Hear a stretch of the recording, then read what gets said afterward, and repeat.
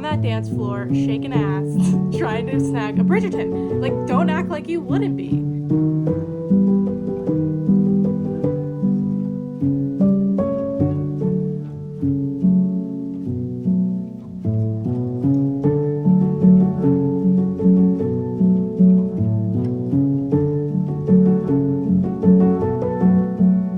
Hi everyone, welcome back to my channel.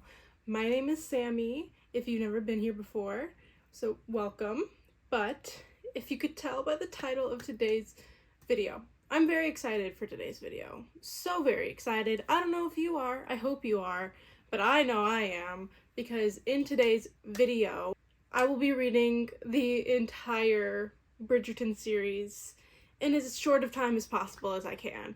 I'm not going to say a week because I think it'll take me longer than a week, because literally even if I do a book a day, it'll still be longer than a week, because there are in fact 8 Bridgerton siblings, so that means there are 8 Bridgerton books. So we got them all here. This is gonna be a bad idea. This is gonna be a bad idea.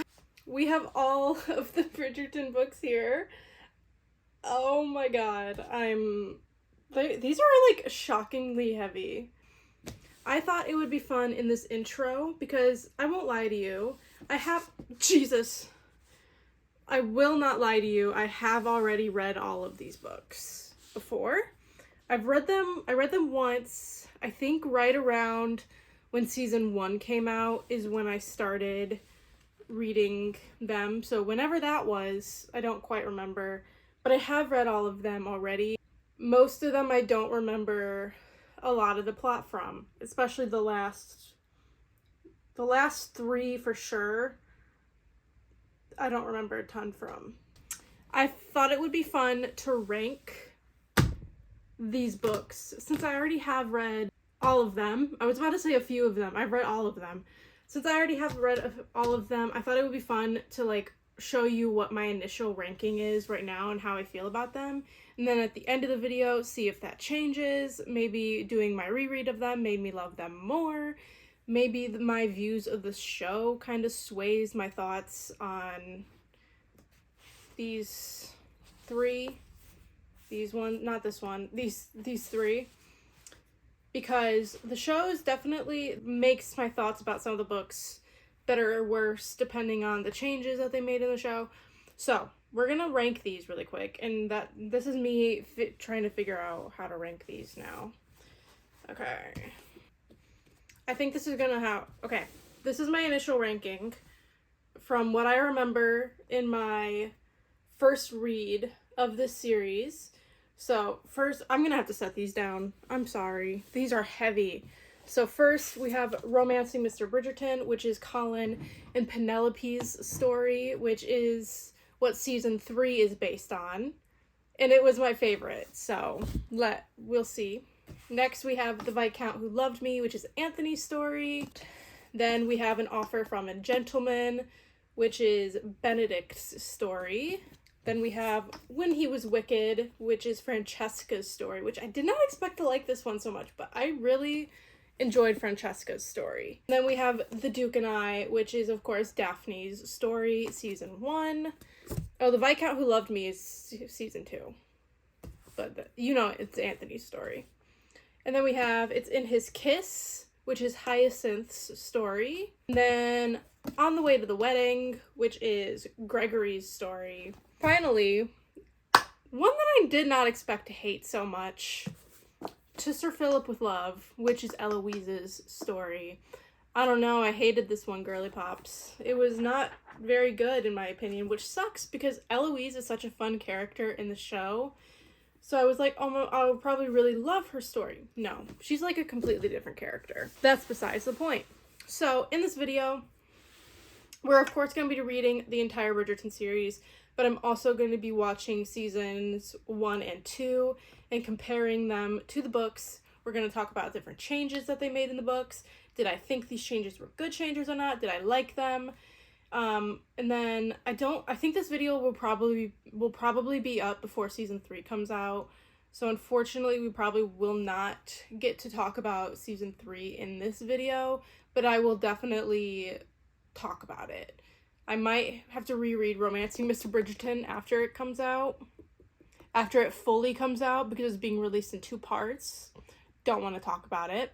And then we'll talk about the changes they've made at a later date.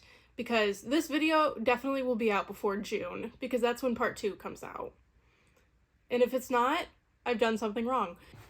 This is going to be a fun video. I'm so excited. This series, I just love. Bridgerton, I love so much. It's probably one of my favorite shows. I love a good historical show, and I think you could tell that based on my favorite shows, which are Bridgerton, of course, and Anne with an E. I do love a good historical piece. So, we're gonna have fun with this. We're gonna have fun. That's all for now. We're gonna keep this intro. I'm gonna try and keep this intro somewhat short. It's probably not short at all, but this video is gonna be very long. So if you stick around for all my rantings, I really truly appreciate it. Thank you. Let's get on to the video.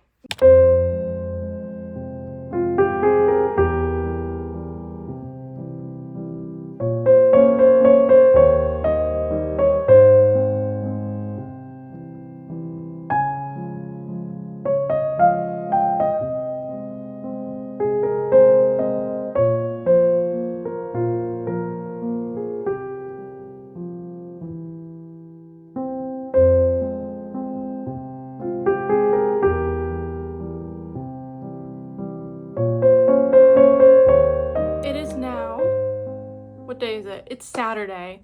It is currently 5 p.m. and I've made it quite far into The Duke and I. Thank you so much to the audiobook for that. I'm listening to it at 2.15 times speed, so a little bit faster than 2 times speed, just because it's just not quite, I don't know, it's not quite fast enough. I can still understand it at 2.15, if you know what I mean.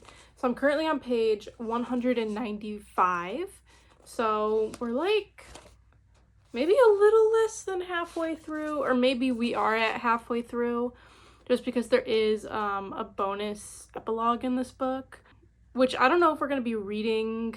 I might read them. Maybe I'll read them, because I know that there is a book, like the Bridgerton's Happily Ever After, which is like a giant compilation of all of the bonus epilogues, but it's like I have them all in each respective book has each of the bonus epilogues in it, sort of getting the Bridgerton's Happily Ever After kind of redundant because I already own all of them.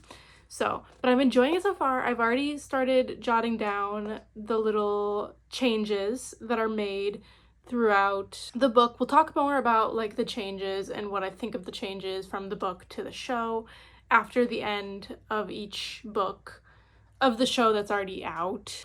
So season 1 and season 2, we will be talking about the changes from their respective books. There's already been quite a few. A few of them have been so small that I didn't really jot them down. So far, I'm really enjoying this book. I'm enjoying this read so much more than I did the first time. I think it's thanks to the audiobook that I'm actually really enjoying it much more. I forgot how much I love the banter between the siblings and the wit of Daphne and the banter between Simon and Daphne. It's so fun. It's not expected. And Simon feels like a different character in the book versus in the show. In the show, he definitely feels a lot more brooding and he's more silent in the book, or in the show. Brooding. He's very, very brooding. But in the book, while he still is that to the point to a certain degree, he's definitely a lot more witty. He's cracking a lot more jokes.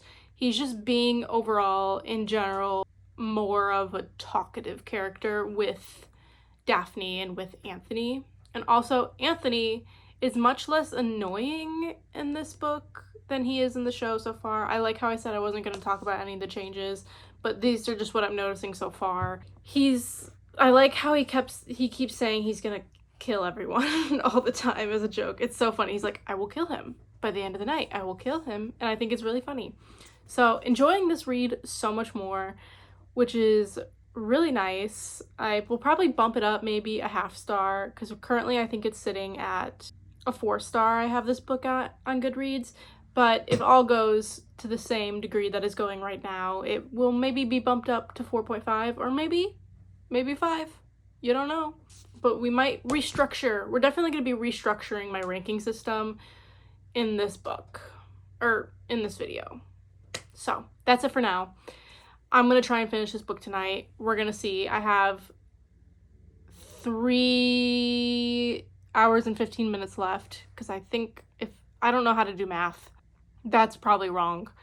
I have 6 hours and 45 minutes left in the audiobook, but I'm listening to it at 2.15 speed, so it's like 3 hours and a little bit more. I do want to try and finish the show.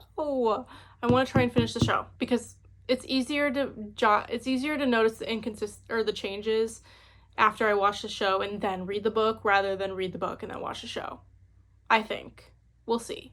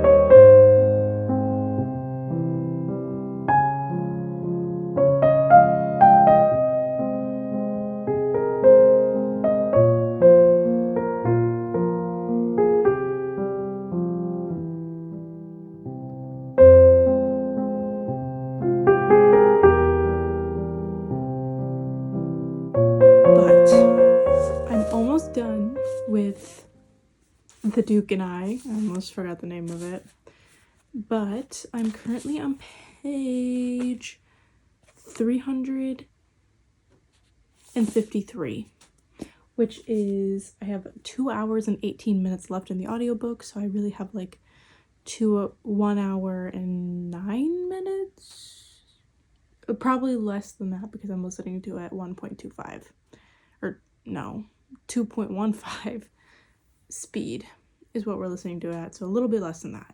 It's like an hour. So we're gonna finish this tonight, and if I don't, that's truly really embarrassing for me. I sort of forgot. I don't think I forgot. I think I brushed it from my mind about that one. The scene. If you read the book, if you've seen the show, it's a little different in the show. In the book, it's a little worse. The scene. And I think I simply scrubbed that from my mind. Thank you. I feel like we're probably gonna stay at a 4-star because of the scene. And I simply forgot how bad it was. I did, in fact, check out, or place on, okay, some of them I checked out, some of them I placed on hold, the rest of the audiobooks for the entire series on Libby, which I'm really glad I did, because I think I have like 3 of them, other than this one, I think. And then all the others are on hold because I really didn't think people would have them checked out, but I'm glad that I went and placed the ones that people currently have checked out on hold, so like I could have them. I think there's like 5 copies of the audiobook for each one, and I'm the first person in line for all of them but one, so I should be getting them pretty soon. Hopefully those start like coming through incredibly quickly because I need them. because that, it like really helped me.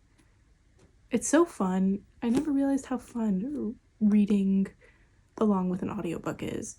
It just heightens the experience so much. But that's the update for now. We will hopefully finish this tomorrow.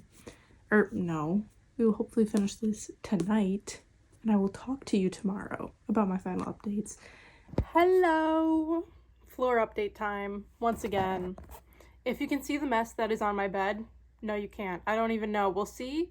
I'll see in editing if you can see it. And if not, this entire thing will probably be cut.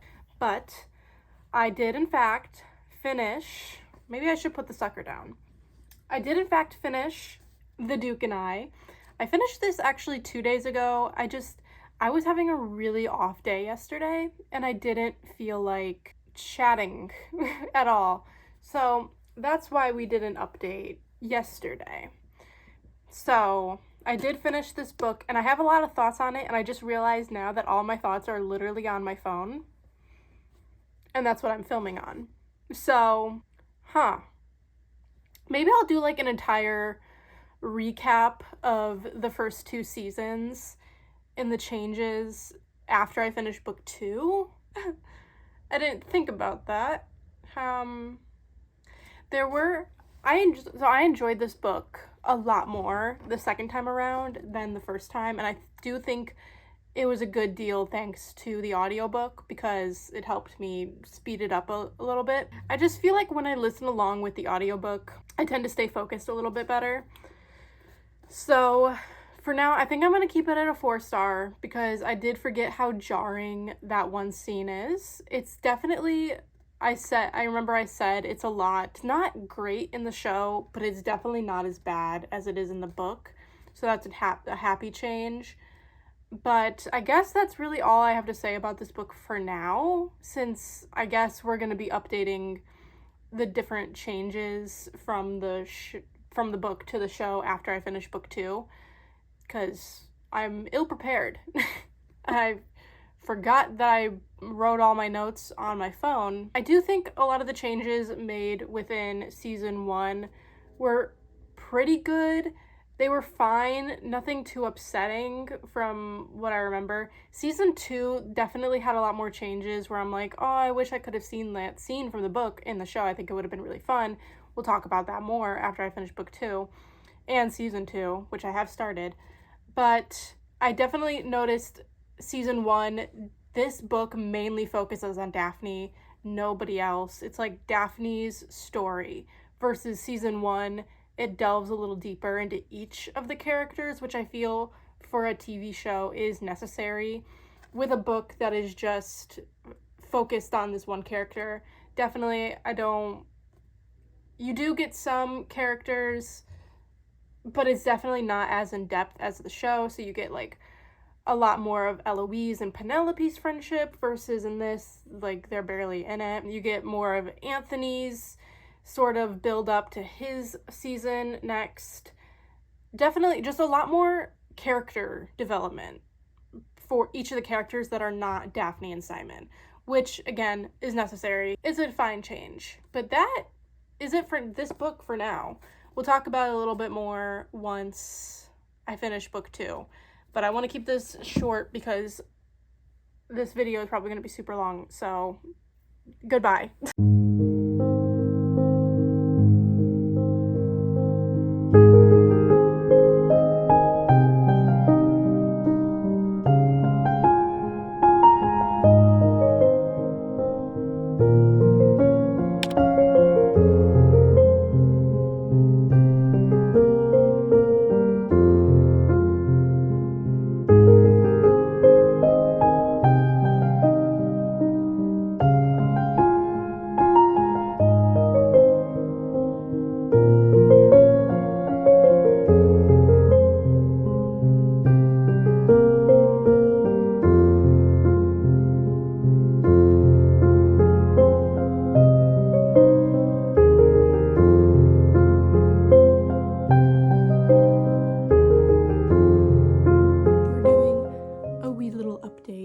Here tonight. It is currently 10:55 p.m. and we're gonna read The Viscount Who Loved Me for until I get too tired. I was gonna set a time, but then I'm like, you know, I might actually like get tired before that. So we're gonna read as much as I can. I'm currently on page 195. We just had the Pall Mall scene. I think that's how you pronounce it. It's essentially, what is it? The one where you hit the ball with the mallet through the rings, that one, which is a scene in the show, which is it's a good scene. And I'm glad, I forgot it was actually also in the book. Don't know why I forgot that. We're gonna be approaching some of the scenes, some of the areas in which season 2 in the show was changed from the book. I feel like season 2 was changed quite a bit for certain reasons that we will discuss later. But I am enjoying this so far. I forgot how much I love Kate and Anthony's banter. They are so good. I love them so much. Edwina in the book, I don't know, because in the show I feel like sometimes she's a little naive, or we still have yet to see. So we're gonna see how far I can get. I want to try and maybe get to page 300. Could that be possible? Maybe. And then definitely finish it up tomorrow. And then we'll talk. Well, I have to finish season 2 of Bridgerton also. So we have to do that as well. That's the update for now. Okay, I wanted to film a quick update for you guys. That very may well fall over. We'll see. But we're almost done. I'm currently on page 350. So, and I think there's like 420 pages. But I will finish this very, very soon. I think I probably only have like an hour and a half maybe left on the audiobook. I'm not sure. I have been reading without the audiobook for this morning, so I actually don't know how long I have left. I think I have 4 hours left on the audiobook where I left off, but I read like 50 pages without the audiobook. So we're gonna run to Half Price Books and Barnes & Noble right now. I don't know if I'll film anything there because I get very self-conscious, but I really want to find some other Bridgerton books. That is the goal. I want to see if I can find any Bridgerton books that are not a part of the main Bridgerton siblings series. So maybe the prequel novels about Violet, I think, and then Queen Charlotte, because I actually don't own Queen Charlotte, and I've actually never watched Queen Charlotte. Maybe I should watch Queen Charlotte. But Emily Henry's new book came out today. Still debating if we're gonna buy that. That's not the point of this video though. I don't like that it's in hardcover, but besides the point, we're gonna head to Half Price Books now, and then we're gonna come home and we're gonna finish The Viscount Who Loved Me. And I did get an offer from a gentleman, and Romancing Mr. Bridgerton, my holds came through. So thank you for that, because I was about to start using Spotify, and that thought scares me because I hate with a burning passion Spotify audiobooks. They need to fix that. Thankfully for me, I did get my holds. So now we're just waiting on my hold of On the Way to the Wedding, which is the last book in the series, so I don't really care about that one as much. And then To Sir Philip with Love. So those are the two we're waiting on. But let's go to the bookstore.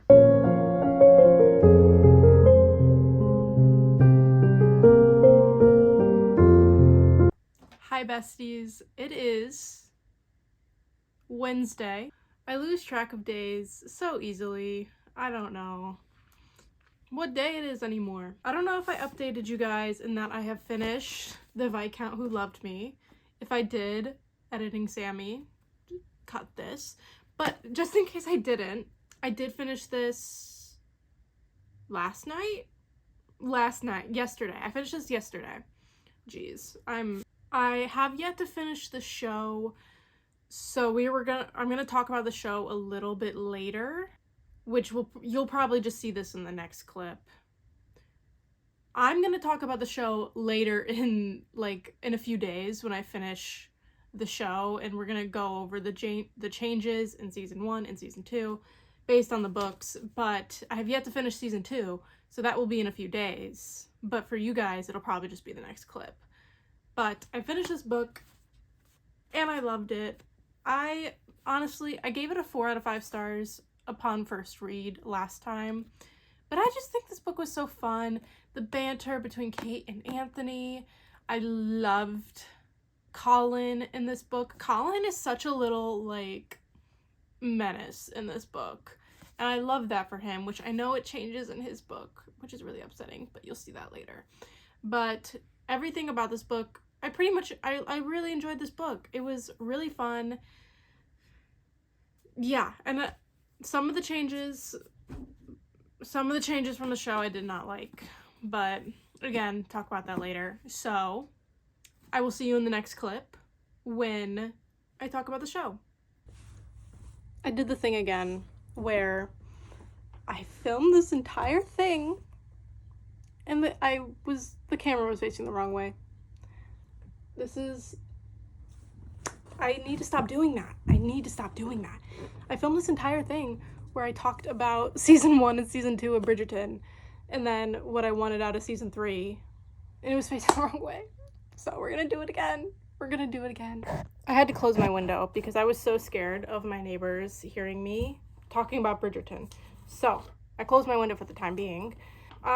This is gonna be the segment where we talk about season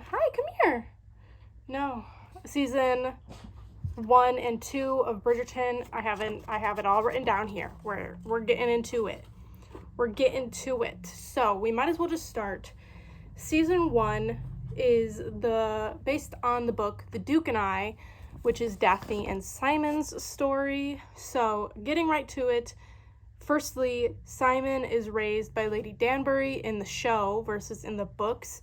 He's actually raised by just like a nurse. She's not even given a name. I think she's literally just called nurse because he has this sort of speech impediment, and because of that, his father, the Duke, doesn't want anything to do with him. He's like, I don't want to ever see him. Literally kill him. Like, he's dead to me. And so the nurse takes over raising him in secret, but in the show, it's Lady Danbury who takes him under her wing and raises him and sort of presents him back to the Duke.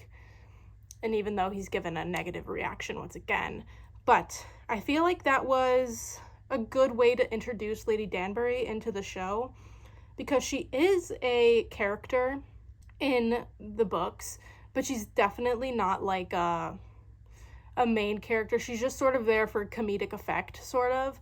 But in the show, she's actually pretty powerful character in the show and pretty main character in the show. So I feel like that was a good way to introduce her and sort of have her be a bigger role because I love her so much. So I'm so excited that she was actually given a bigger part because I loved her both in the books and in the show.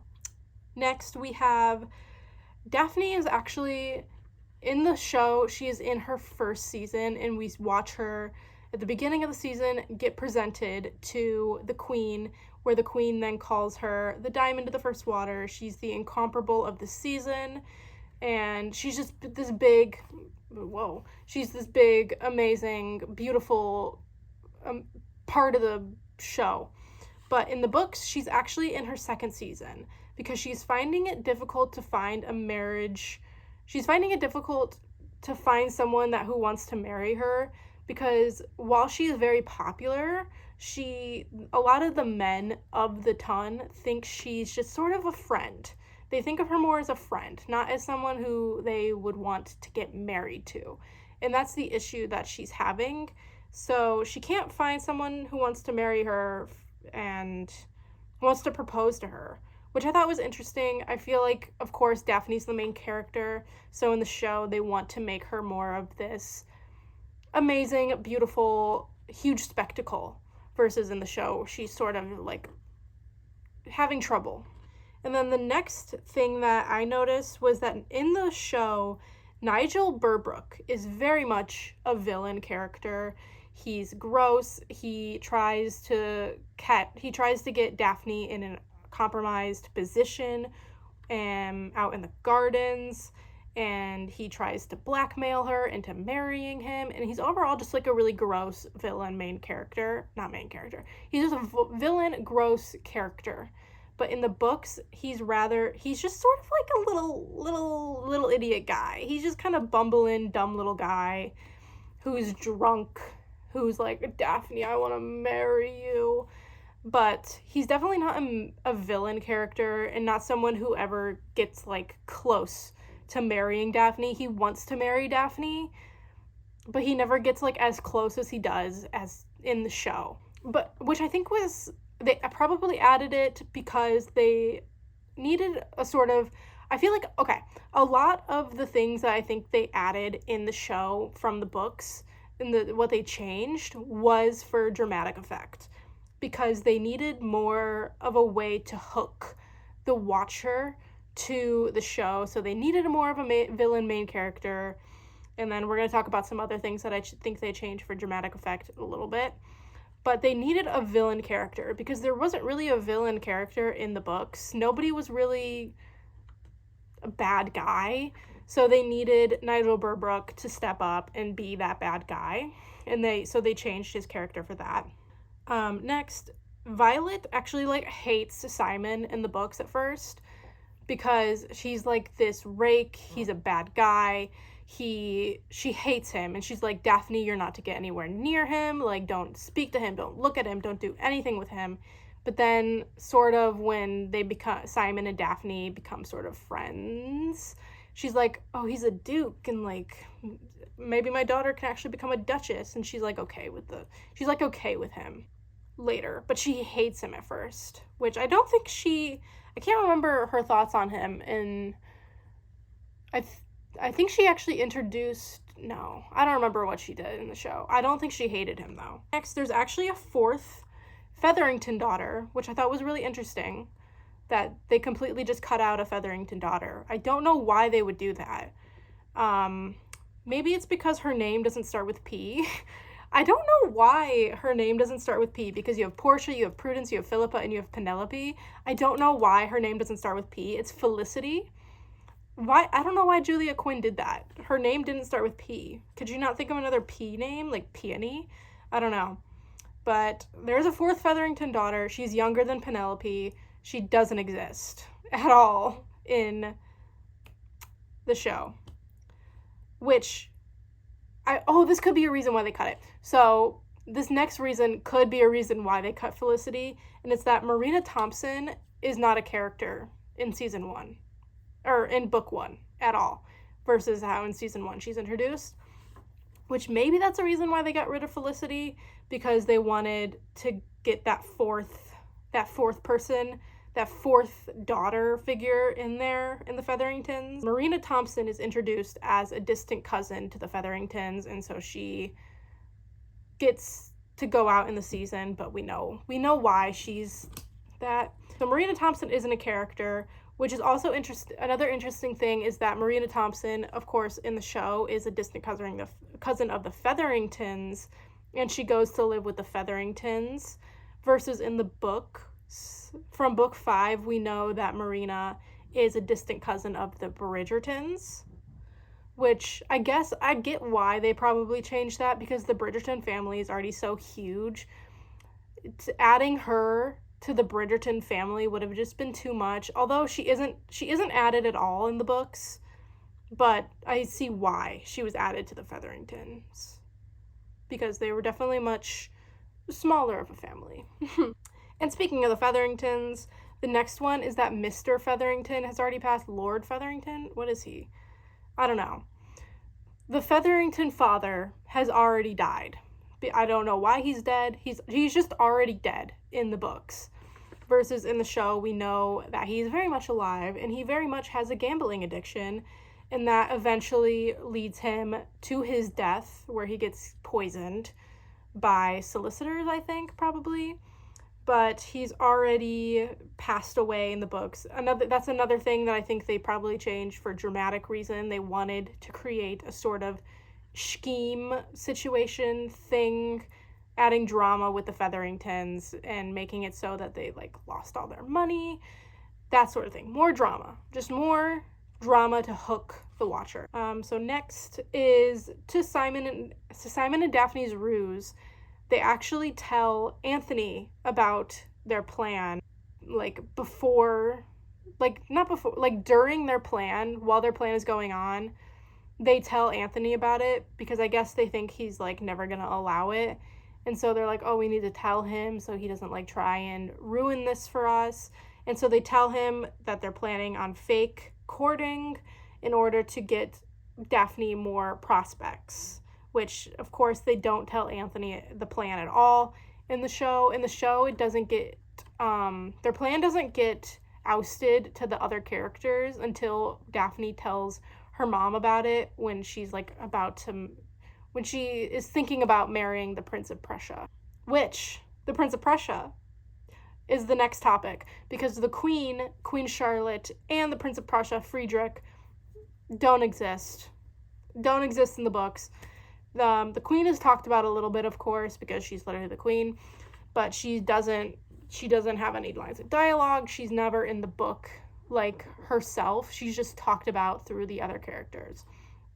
And then the Prince of Prussia is just completely made up.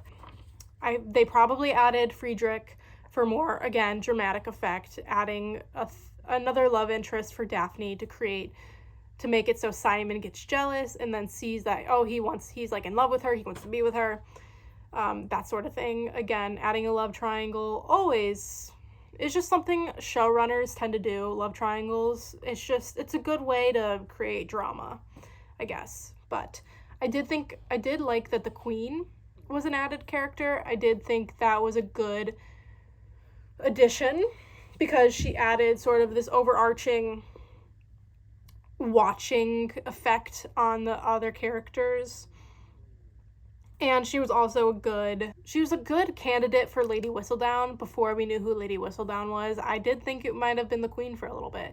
So it sort of added that to the show. This one is sort of a small one, and it's that Mrs. Coulson, the lady, I don't remember what she is, but she's sort of like this head maid or something at Simon's ancestral home.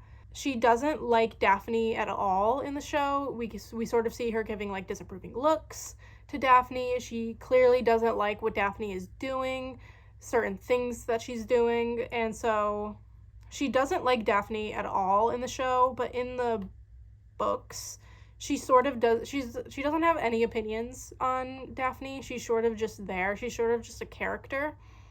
But we do get that scene where Mrs. Coulson tells Daphne about this, you need a good seed in order for a baby to come about, and that's what sort of leads Daphne on the road to knowing that Simon actually isn't, into her, and why he's like doing it off to the side.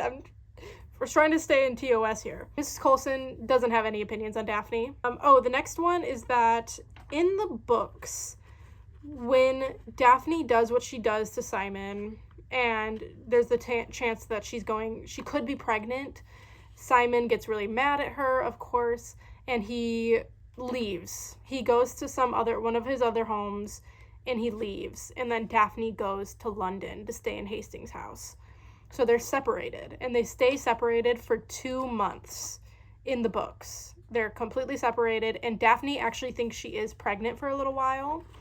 So that's also another difference. But in the show, Daphne gets word of Colin and Marina Thompson's engagement scandal sort of thing, where Marina's pregnancy gets ousted, and then Colin is their family's almost in ruin. And she gets that note, and she's like, oh my God, I have to go to London. I have to go to be with my family. And Simon in the show is like, oh my God, I'm going to come with you. Like, I need to come with you. And Daphne's like, okay. And so they don't spend 2 months apart like they do in the books, which again, I think it was added for more drama because we did get to see Simon and Daphne being cold towards one another, and them giving each other like just in the hallway passing glances and passing like, my lord, or not my lord. What are dukes called? My duke. That's not it. That is not it. I can't think of what dukes are. No, not your majesty. Duke. But just giving each other like passing glances, passing glares, only speaking when they need to speak to each other. And again, Daphne does think she's pregnant in the books, but in the show, I don't think she actually thinks she's pregnant. She's just waiting to see if she gets her period, and then she does. So that's how that goes down. And once Daphne does get pregnant, once the whole I never want an heir sort of thing is over with Simon, and they do get pregnant, when Daphne gives birth, in the show, she gives birth to a boy, and Simon is like, oh, we need to figure out an A name for them, because they do keep on the alphabetical naming system that Violet and Edmund did for the Bridgerton siblings. So the A, B, C, D, sort of, that's how the names go. But in the books, Daphne actually gives birth to 3 girls before she actually gives birth to a boy, an heir, which I think was probably added because for the parallels of Simon never wanting an heir, never wanting the dukedom to pass on through his line, he will be the end of the Duke of the Hastings line, right, in the dukedom, right? But versus him being so happy that he got an heir. So I feel like that was probably like a parallel added for that reason. So those are the differences that I have for the Duke and I. I do have another one about the Duke and I, but they're scenes from the Duke and I that reminded me of scenes from season 2 of the show. So Kate and Anthony's season. So we're going to talk about that now, because we're going to be moving on to The Viscount Who Loved Me and season 2 of the show.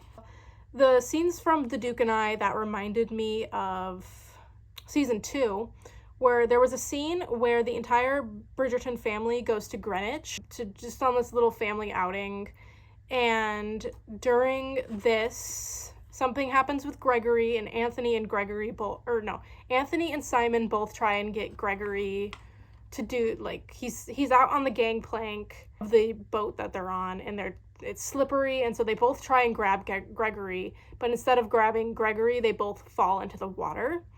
And that scene sort of really reminded me of the scene where Anthony and Mr. Dorset, is that his name? Is his name Mr. Dorset? I can't remember. But this dude, they fall into the water during that one scene. I'll put it here because it's a really good scene.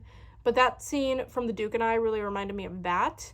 And then another scene when Daphne and Simon are spending 2 months apart. There's a scene where Simon gets the letter where Daphne says, like, oh, I'm pregnant, so because she thinks she's pregnant.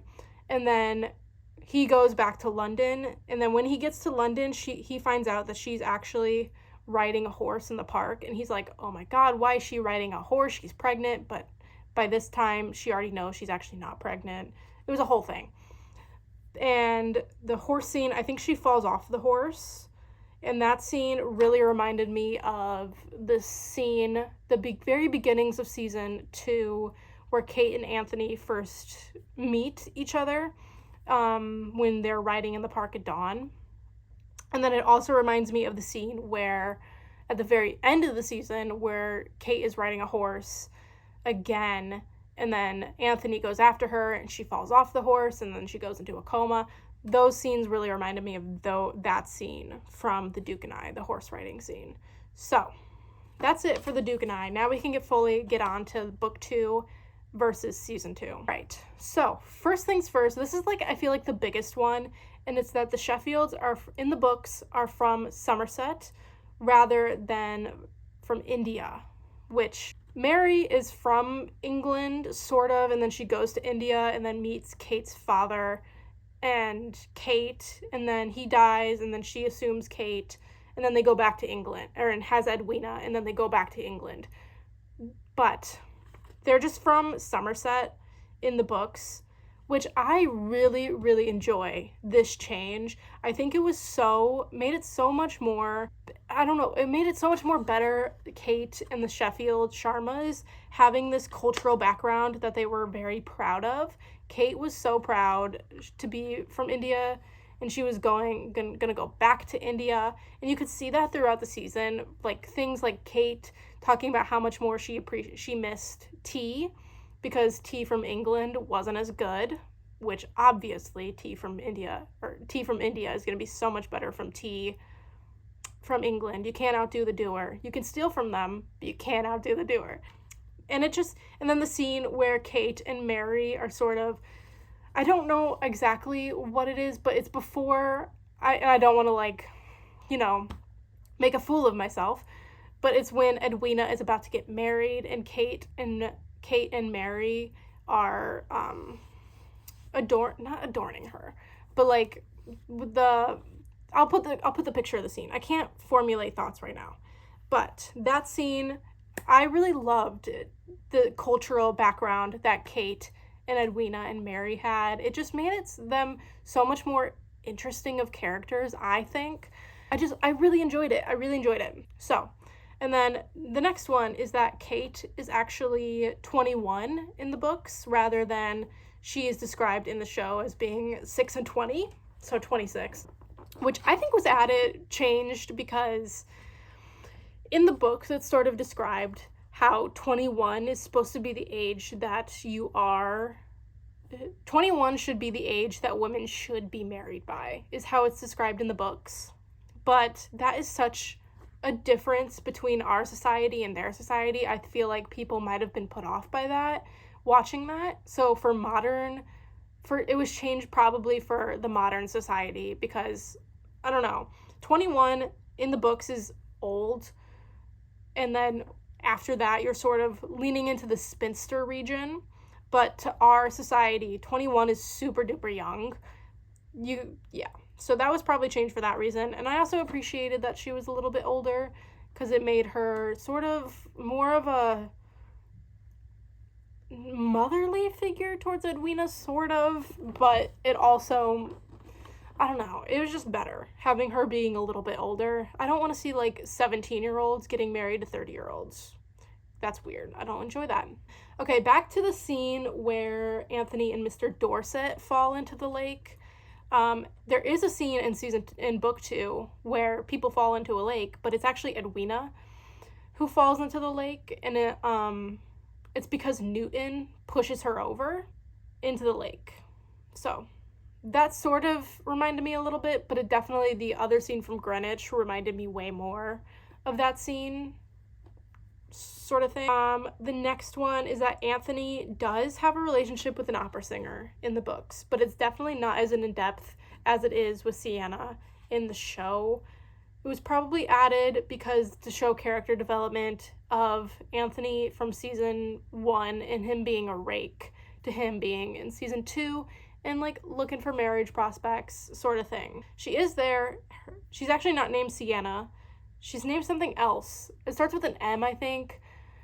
Her last name is still Rosa, though. The next one is that the Sheffields are not staying and are not being promoted by Lady Danbury in the books. So in the books, they're sort of just staying at their own place, but in the show, they are being supported by Lady Danbury, and I think this is another way to add Lady Danbury into the show, which I really appreciate, because again, love her, adore her. Also, she humbled Kate a lot, so love that.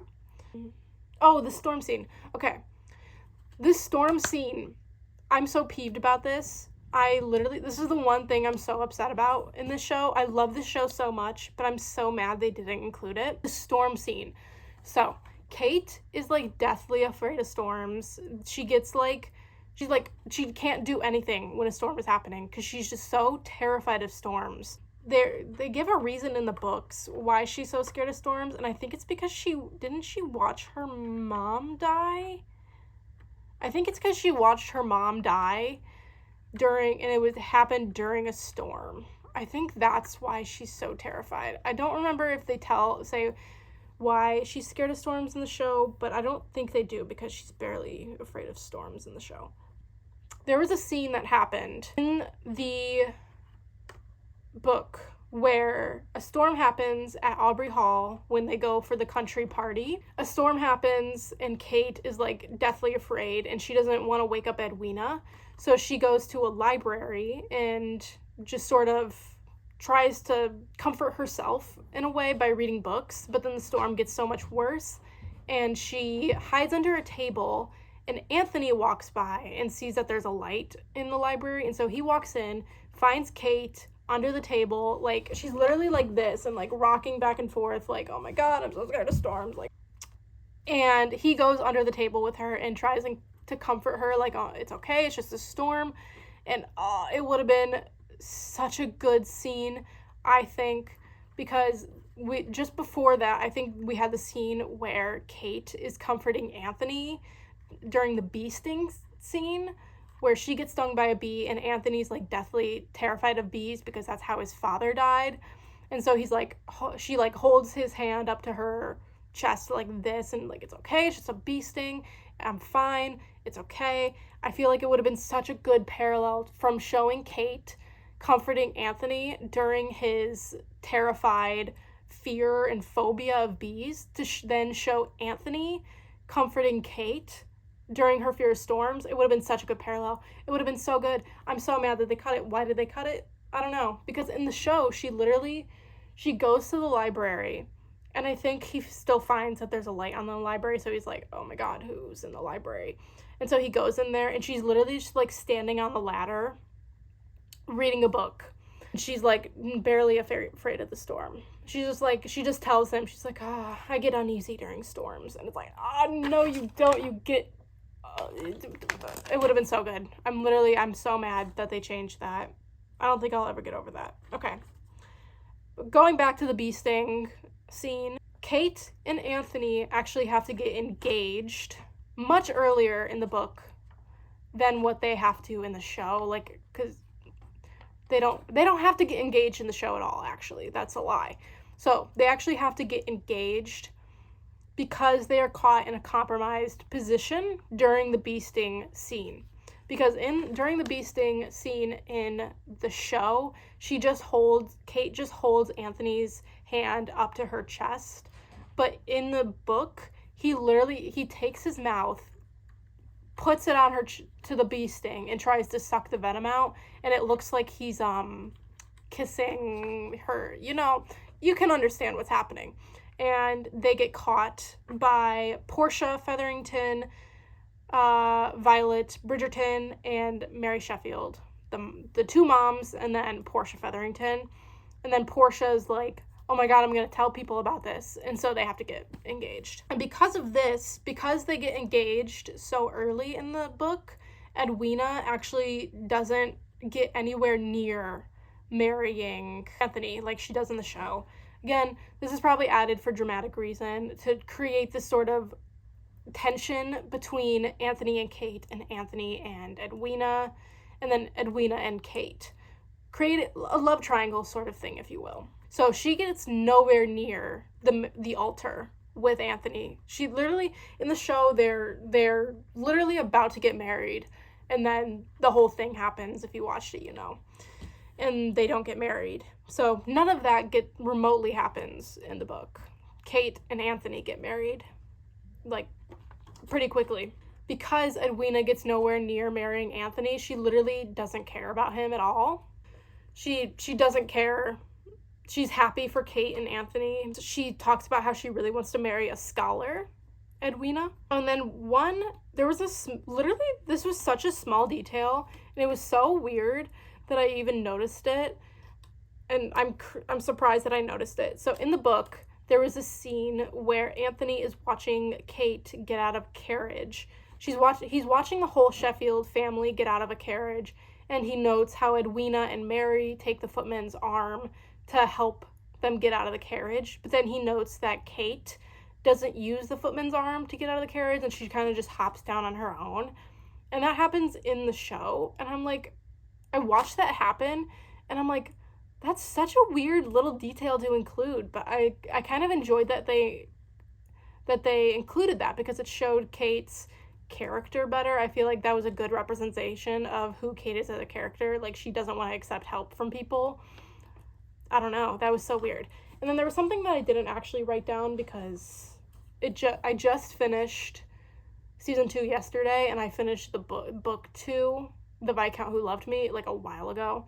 So one thing, the difference so Kate in the show gets hurt by falling off a horse, like I talked about a little bit earlier with the horse riding scene. She falls off the horse and then she goes into a coma for a little while. But in the book, she does get injured. And like at the very end, she gets injured. But the injury is caused by a carriage accident. So her and Edwina are in a carriage with this guy, and the carriage topples over and Kate gets stuck underneath and she like breaks her leg very bad, but she doesn't ever go into a coma. So that sort of thing happens. I thought it was interesting. I definitely, again, the change was created for dramatic effect, having Kate go into a coma so Anthony can then realize, how much he loves her, sort of thing. Because in the book, by that point, they're already married and already like in love, sort of thing. But, and then I just thought of this, how in the book, a huge thing with Anthony and why he doesn't want to marry someone he loves, I can't remember, do they talk about this I don't think they talk about this in the show. The reason why he doesn't want to marry for love is not, I think in the show is because he just thinks it's his duty to be married, but in the books, he is so terrified that he is going to die at the same age that his father dies. At 38 is when his father dies. So he doesn't ever think he's going to live past 38 because he doesn't think he could ever outlive a man as great as his father. And so that's his fear. Like, he thinks he's going to die before then. And he doesn't want to marry someone he loves because he knows he's going to die very soon into their marriage. So that's another change that I thought was interesting. That's it for season 1 and 2 of Bridgerton and the changes that I personally noticed from the books to the show. If you guys have any more that like maybe I missed, please comment them below because I'm literally invested in this now. Like, I'm so invested in this. I love this so much. It was so fun thinking of the differences and finding the differences. So if there were more that I missed, please do tell me. But that's it for now. We're going to move on to book 3, I think. So hopefully I had fun with that. You'll see. I've already read book 3 by this point, but you'll see. I'm filming this on Wednesday, the same day that I talked about The Viscount Who Loved Me. But you're seeing this a little bit later in the video because we're going to be talking about An Offer from a Gentleman, which is Benedict's story, and I love this was one of my favorites. This could be a contender for my favorite one. This book is so fun. It's so I just know if they do the season right, it will be one of my favorite seasons from the show because just how much I love the book. So, An Offer from the Gentleman is about a girl named Sophie and, of course, Benedict as well. As it literally says Benedict's story. But we already know who Benedict Bridgerton is.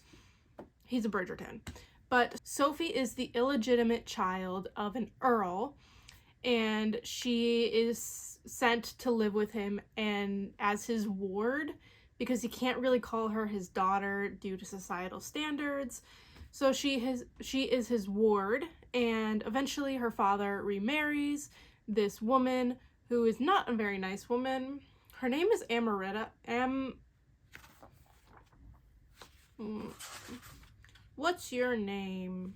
Araminta. Araminta is her name. And she has two daughters. Sophie has these two stepsisters, although they're not really allowed to be called sisters, again, because she's illegitimate. But her father ends up dying. In his will, he says that Araminta has to shelter and house Sophie. But instead of saying that, she doesn't tell Sophie that she just has to house her. She says, I don't know exactly what she says, but Sophie becomes a servant type figure towards Araminta and her two daughters. So we have a little Cinderella situation going on here. It is basically a Cinderella retelling, and I love it. It's so fun. And eventually Sophie sneaks into this masquerade ball that the Bridgertons are hosting, and she meets up with Benedict Bridgerton, and it goes from there. And it's so fun. I love this book. I hope I continue to love this book. I'm currently 93 pages in, so almost 100 pages in.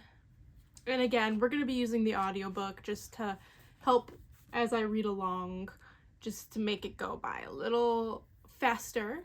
So that's what I'm going to be doing with all these books. But let's finish this book. Let's get into it.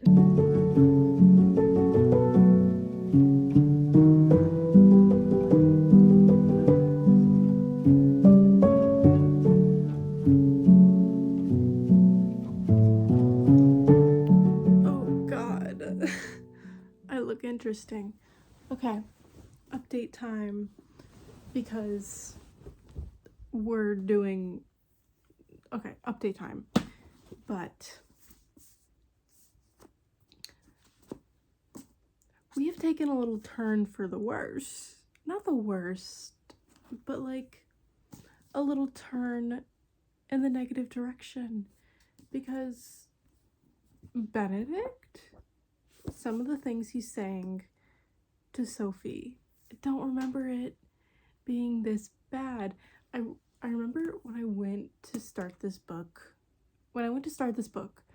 I remembered like, oh, I forgot the whole mistress thing, because Sophie is of course of illegitimate parentage, so she can't technically marry Benedict for societal reasons. Not, of course, doesn't matter.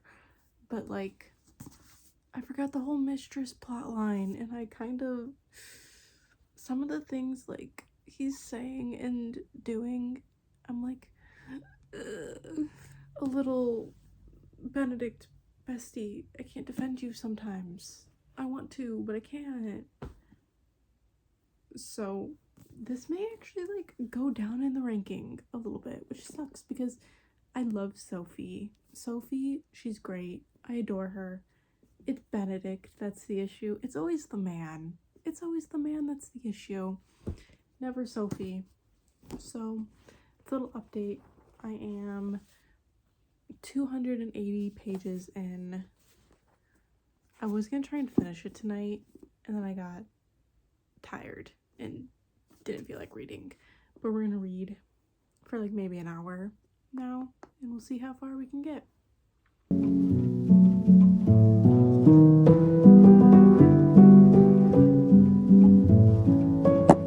Update time. Girly Pops. Hi, come here. No, he doesn't want to come over here. Okay, so I want to update you guys and say that I have finished An Offer from a Gentleman, and I think I'm going to keep it at a 4-star, because some of the things Benedict was saying and doing in this book made me so upset, because Benedict is genuinely one of my favorites of the Bridgerton siblings, and he was very odd in this book. I get the point of the title now. It literally just crossed my mind. I'm like, oh, An Offer from a Gentleman. I really did enjoy Sophie, and I enjoyed her relationship with the other Bridgertons, like Francesca and Eloise and Violet play bigger roles in this story than they have before. Especially Francesca. I forgot she was in this book a lot more. I thought we didn't see like anything of Francesca until we got to her book. But 4 out of 5 stars, because he did sort of redeem himself at the end a little bit, but wasn't, I don't know, really upsetting. This one definitely will probably be going down in the ratings, because I think I had it at number 2. But we're moving on to number 1. This is the one I had rated as my favorite one, which also, honestly, might go down because I remember from the first time I read this book, Colin has some anger issues in this book. And so does, and that attests, because so does Benedict in his book. Colin has some anger issues, and that really upset me a little bit on the first time. So, who's to say this book, the rating might go down for this one too, if Penelope will probably redeem it. But it'll also be interesting. I'm definitely going to be paying a lot of attention during this book because I want to talk about certain scenes that I want to see in the show. So I have barely seen anything. I'm trying not to watch any trailers. I'm trying not to consume too much of season 3 content that is already currently out because I don't want any spoilers. I want to go in like completely like no thoughts, head empty. That's how I want to go in. And I want to see how it relates to the book, how much they change, and I want to talk about what scenes I want to see in the show. Of course, I already know the carriage scene is going to be in the show because they've talked about it a lot, the carriage scene, and how Nicola and Luke didn't hear cut, and so they just kept going. The chemistry in this season is going to be crazy, but I want to do a little mini readathon this weekend. It's like a little impromptu 48-hour, 50 something hour, however many math. I don't know how to do it. So I get off of work at 5 today, and that's when I want to start the readathon. And then Saturday and Sunday, readathon. Try and read as much as I can.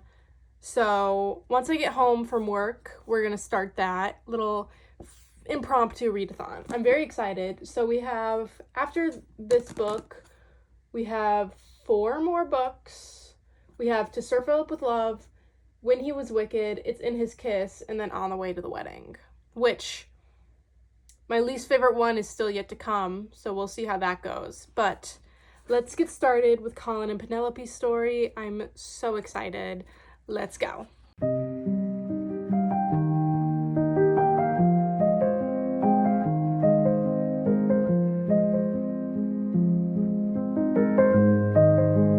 They changed the audiobook cover already. I really wasn't expecting this because before it was like the original how like these ones look, but they changed it to the show cover.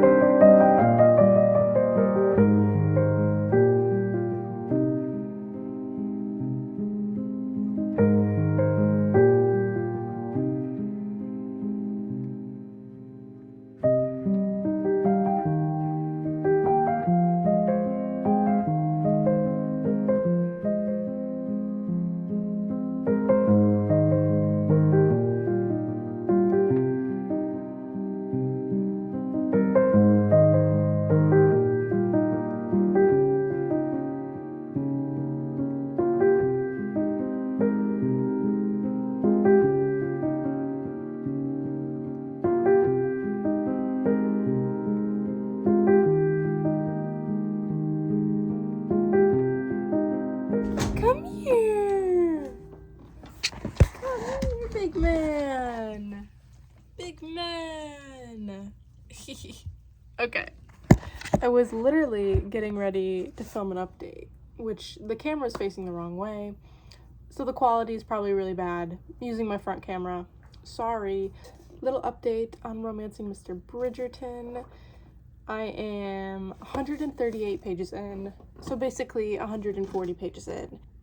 I was shocked. This might be a spoiler, so I'll put spoiler thingies. It hasn't already told us that Penelope is Lady Whistledown, which was shocking. We're almost like, how far through the book am I? We're checking Libby real quick. I'm 30% of the way through, and we haven't been told that Penelope is Lady Whistledown yet. I thought it was told from the beginning, but I guess not. But Colin's temper is already coming through. He literally called himself a whiny brat. And that's exactly what he is. He's a little whiny brat in this book. And it's basically just Penelope being too good for Colin for 400 pages is what this book is. Because Colin, he's literally one of my favorite characters throughout the first 3 books. And then you get to book 4 and all of a sudden he becomes this whiny, anger-issued man, which is really upsetting. So not much has happened so far. We just sort of got the Lady Danbury's mission, or her like contest thing, that whoever finds Lady Whistledown gets £1,000. So that's basically all that's happened. So I'm gonna try and finish this today. I have about 4.5 hours, I think, left of the audiobook. So pretty doable.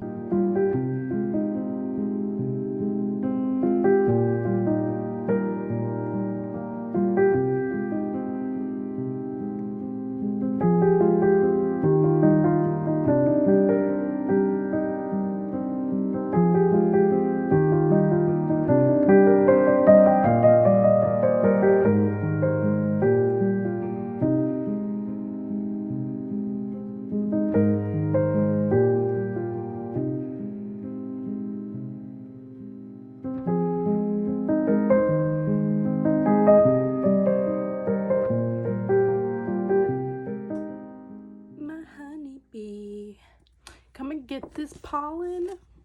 Ew, sorry for that. That song has been like nonstop stuck in my head because people have been using it for pollen edits, and you know, I kind of love that because it fits so well. I think I'm probably way too close to the camera, but I can't move back any further.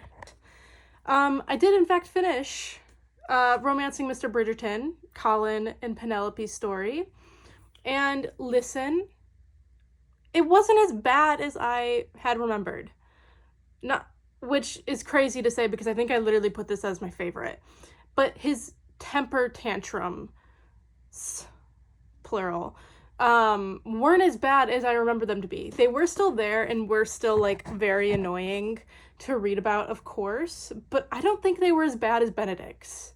Benedict had a much worse temper than Colin, in my opinion. That's my opinion. Yeah, again, Penelope is just too sweet for her own, like, I love her so much. Penelope really made this book. Penelope, we stan Penelope. And I stan Penelope in the show, too. I liked how this book, like, they kept talking about how kept constantly talking about how Colin wasn't known for his temper. He was always so even-minded. He was always so fun, and he never had a temper. But throughout this entire book, he had a temper. So, like, what is it? Does he have a temper or does he not? Because he clearly has a temper because he kept acting on it. And also, hi, Rizzo, come here, big boy. Rizzo, come here. Come here, Rizzo. No, he's laying down over there. They kept talking about how everybody wants to snag a Bridgerton man, especially since Colin is the last one before, because Gregory, I think, is like only, I don't know how old, he's only like 18 in this book, so he's nowhere near marriage age. But they kept talking about how everybody wants to snag a Bridgerton, and it's like, yeah, if I were in this world, I would be on that dance floor, shaking ass, trying to snag a Bridgerton. Like, don't act like you wouldn't be. I would be. Maybe minus the tempers. Hopefully my mom isn't watching this. Sorry, Mom, if you are. She's not. Unless she somehow finds this channel. She's not watching this. This book, I don't know if it's going to be my number one. We still have to read. I feel like one that could be my favorite is When He Was Wicked, which is Francesca's story. And I feel like that one could possibly be bumped up to my favorite one, because An Offer from a Gentleman, lower. And yeah, so the ratings will probably change very soon. I think I gave this one a 4 out of 5 star.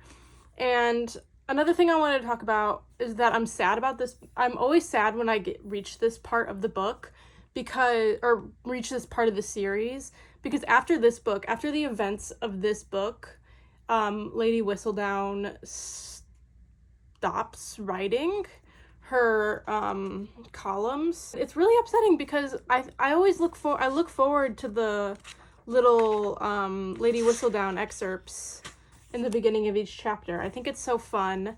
There are other things in the other books that sort of make up for it, but at the same time, not really.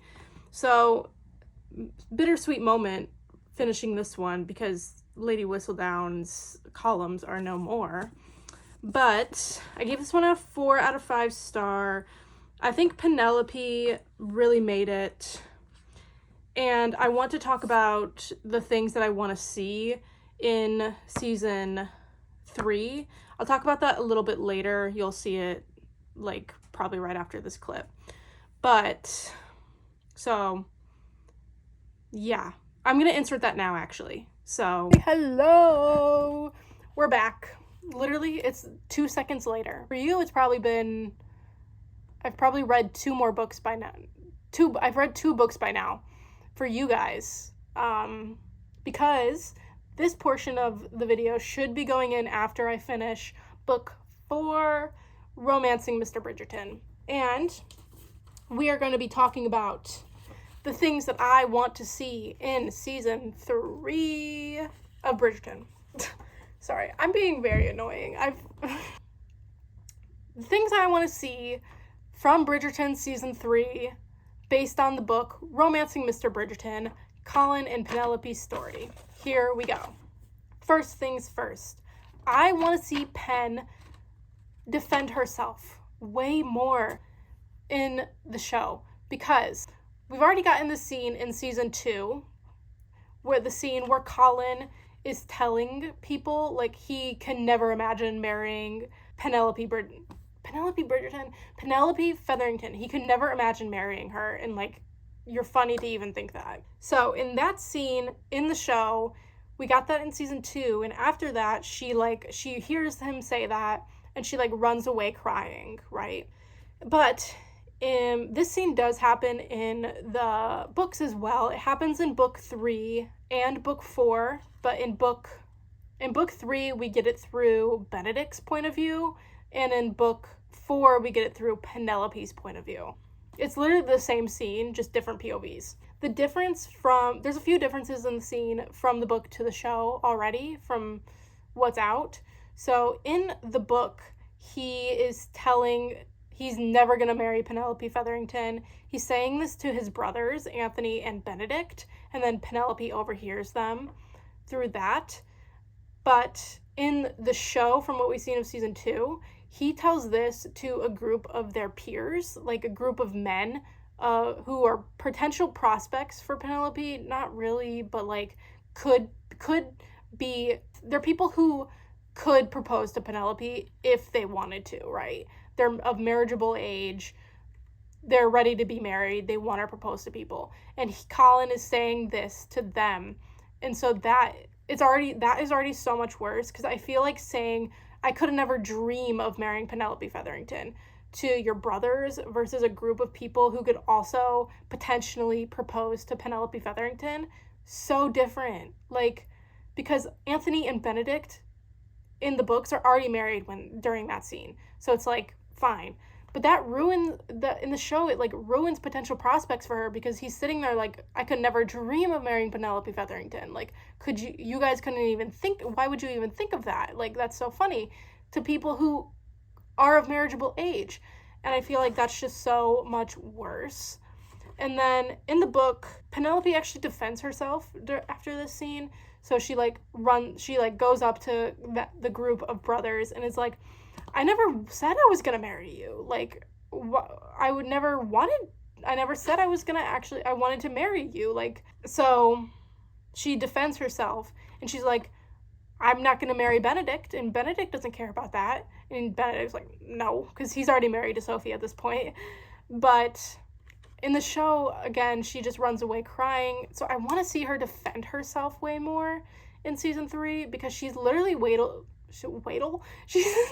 she's Lady Whistledown. I want to see her like defend herself more. I understand that's not her character that she presents to the world, but we've seen her like be a badass doing Lady Whistledown things, like bartering with the people to get like a letter sort of thing. We've seen her be a badass already. And so I want to see her defend herself to her peers more. That's something I really want to see. Next, we have the carriage scene. The carriage scene. We already know that the carriage scene is happening because there has been some information that has come out about the carriage scene, in that Luke and Nicola, the people who play Colin and Penelope, during the filming of that scene, they actually didn't hear the director yell cut. So they kept going. They just kept going. And if you know what happens during that scene, yeah, they didn't hear him say cut. And apparently they broke a piece of furniture. This season is gonna be crazy. They broke a piece of furniture filming spicy scenes. The season's gonna be crazy. So I cannot wait for the carriage scene. I thought I needed to write that down. And then Colin, the scene doesn't actually happen in the books, but Colin brings up he wants to do it in front of a mirror. So possibly that could be something that happens in the show. It doesn't actually happen in the books, so I don't know if it will actually happen in the show. But it could be an interesting thing to add, Netflix, if you maybe want to take my advice. Next we have the scene from the book where Colin goes to the Featheringtons to ask to be able to propose. Him and Penelope go to the Featherington household, and the entire Featherington family is there. And he has to like ask in front of everyone this. And also I think I like this scene also because Colin defends Penelope a lot during the scene, because Portia doesn't think Penelope is ever going to get married and thinks she's going to grow old with her and take care of her in her old age. Penelope's going to take care of her in her old age. So she doesn't expect him to be asking for her hand in marriage. Portia actually thinks that he's there to ask for Felicity's hand in marriage, which of course Felicity isn't a character in the show, so that's never going to happen. But possibly, I think if that scene does happen, I think maybe she'll think he's asking for Prudence's hand in marriage, because Prudence is technically engaged to Lord Featherington in the show, but he is getting shipped off to America because he had the whole Ruby mine scheme going on, and that gets found out, and so he's off to America. So I'm assuming the engagement is off. So I think she could possibly think he wants to marry Prudence during the scene if it does happen. But also the scene is just so funny because he's trying to ask to marry Penelope, and everybody just keeps talking over him, and he literally can't get a word in. It's so funny. Another thing about this scene is, again, going back to Nigel Burbrook. As I said during the season 1 and 2 portion of this little thing that I'm doing right now, is a villain character in the show, but in the books, again, he's just like a little idiot. In the books, he actually marries Philippa Featherington, versus in the show, we know Philippa Featherington marries Mr. Finch, which I think is a necessary change because Nigel Burbrook in the show is a villain sort of character, and we don't want him having this sort of redemption, getting to marry Philippa. I feel like the Mr. Finch change necessary, and I enjoy that. So in the book, he is there during that scene, but if the scene happens in the show, it's going to be Mr. Finch there. Back to Felicity. I wish Felicity was a character. I know she won't be, but I do wish she was, because Felicity is the younger sister, the youngest Featherington sister, so she is younger than Penelope. Her relationship with Penelope is so sweet.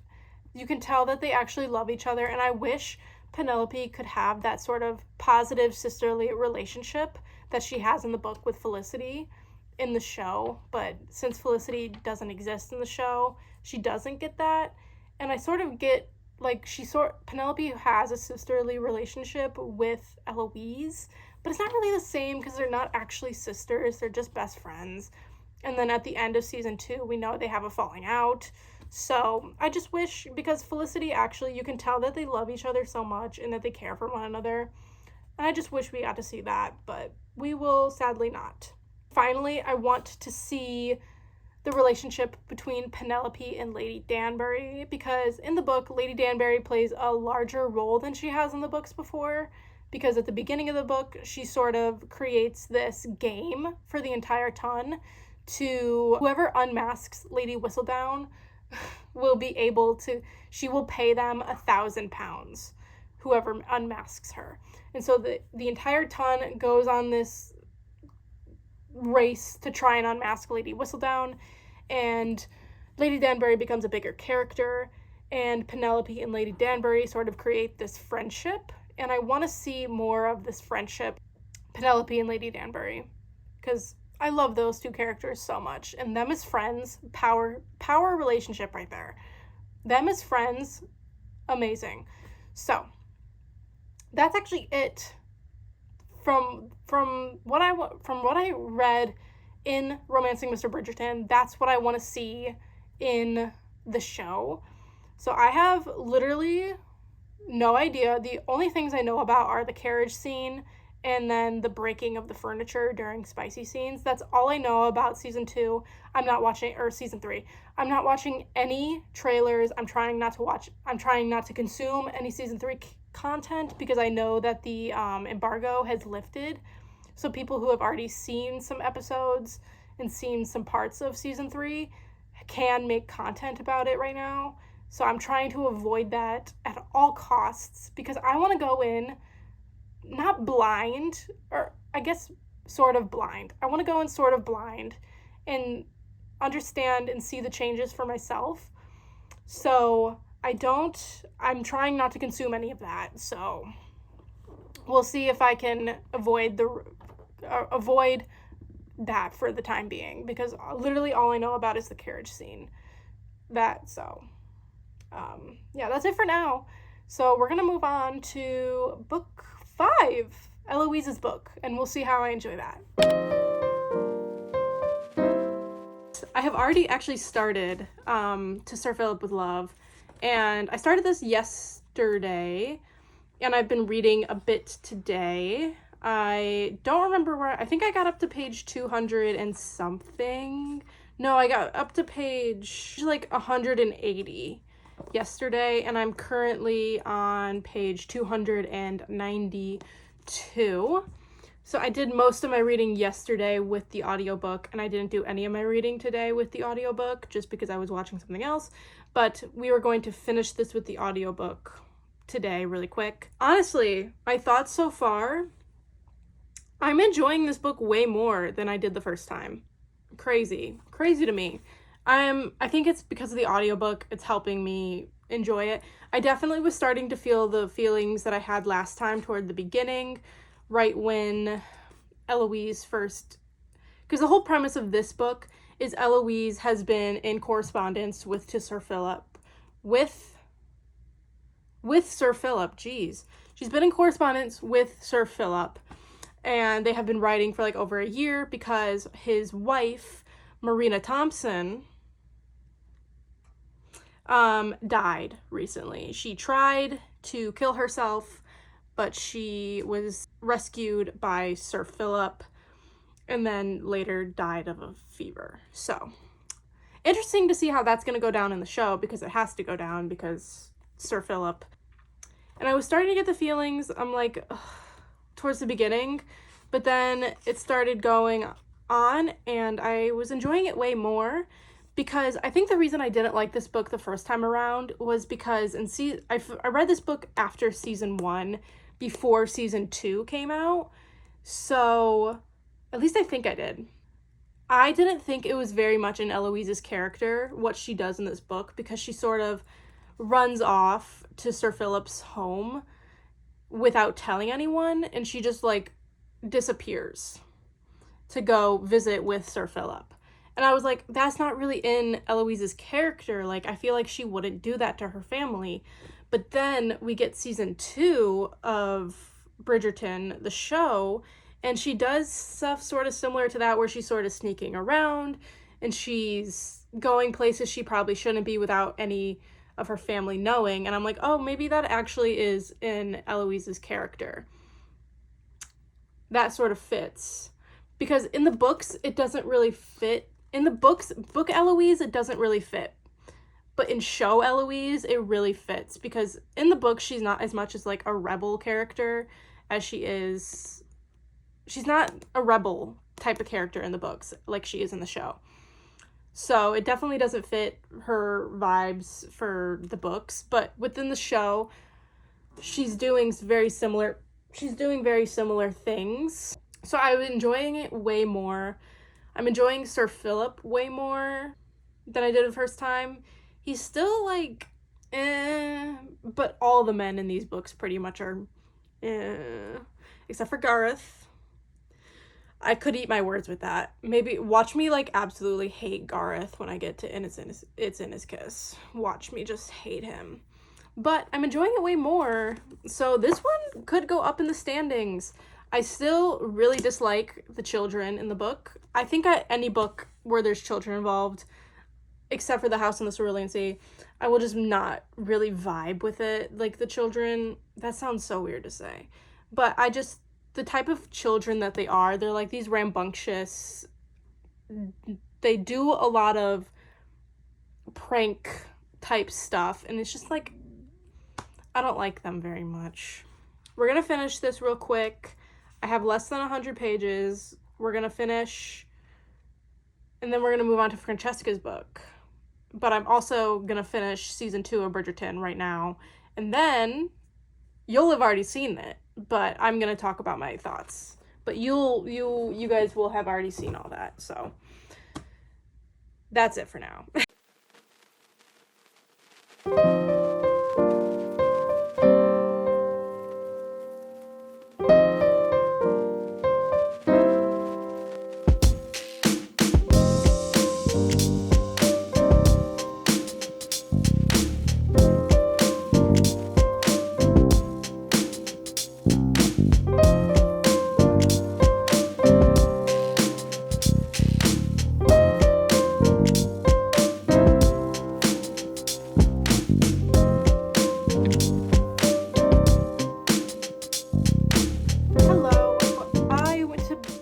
This video, and I have been editing this video for a while, and I got to Sir Philip with love part. I realized that I never talked about my final update for the book. Either I completely forgot to talk about it in general and literally just forgot to record anything, or I lost the footage somehow.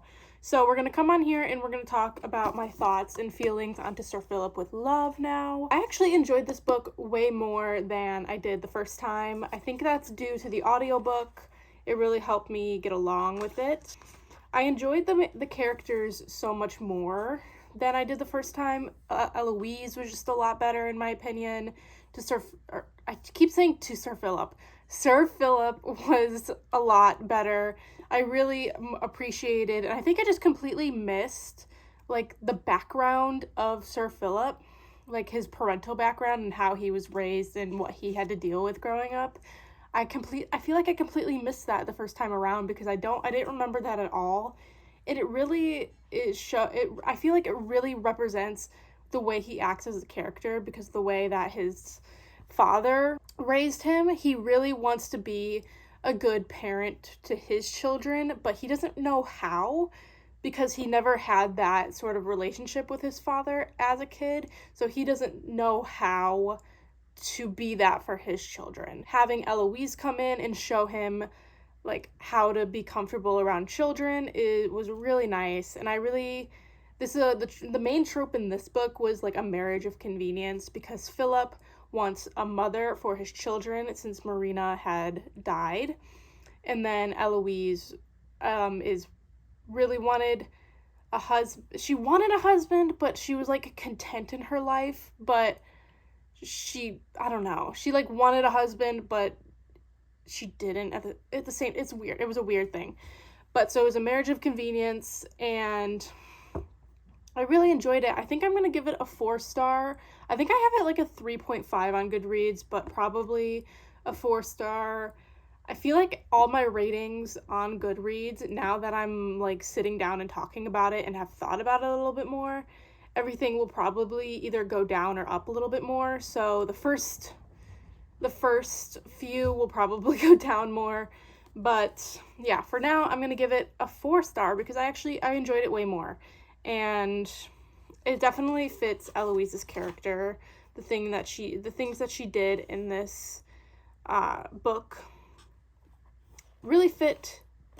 So I'm excited to see the adaptation for this book in the show in season 5, probably, hopefully, because season 4 should be Benedict's season. So season 5, I'm very excited to see, because Eloise is such a fun character in the show. So yeah, so that's it for To Sir Philip with Love.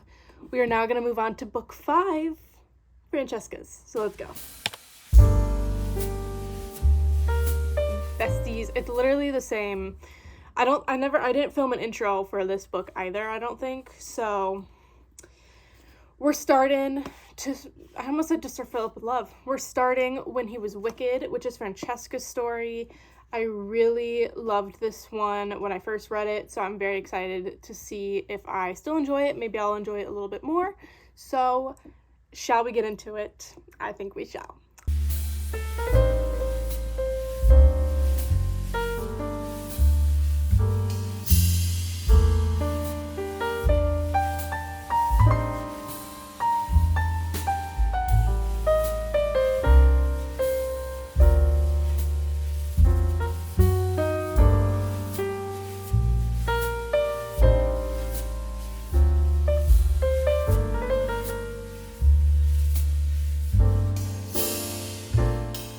Rough right now. I know. I don't want to talk about it. I wanted to come on here and talk about When He Was Wicked and say that I did finish this book. I know, I'm sorry I didn't give any updates during the process of reading this book, but I sat down this morning and I finished. Did I finish? No, I finished that last night. I started this last night and I got like 90 pages in, and then I sat down and just listened to the audiobook for many hours. I just played Power Wash Simulator. That's what I did. So that's literally no updates, just Power Wash Simulator. I love that game so much. I can only allow myself to play that game when I'm reading an audiobook though, because otherwise I'll just get sucked into a hole of Power Wash Simulator and I will do nothing else except for play Power Wash Simulator. So I forced myself to put on an audiobook and then I can play. So that's what we did. And I really want to get the SpongeBob DLC so badly, but you don't care about that. But I do think that they should add a Bridgerton DLC to Power Wash Simulator. Yes, I do. I think it would be amazing.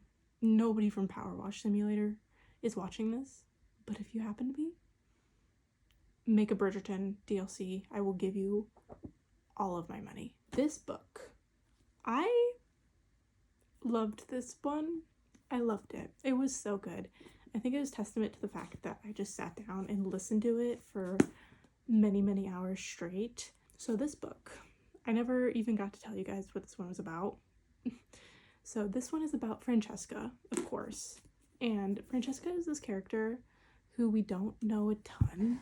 Who we don't know like a ton about, because she sort of distances herself from the rest of the family, and then she talks about that a little bit in her internal monologues, how she feels a little like on the outside of the rest of her family, and she doesn't really feel like she fits in, and because of this she tends to distance herself from the rest of her family, and that's why we don't really tend to see a lot of her in the other books and in the show.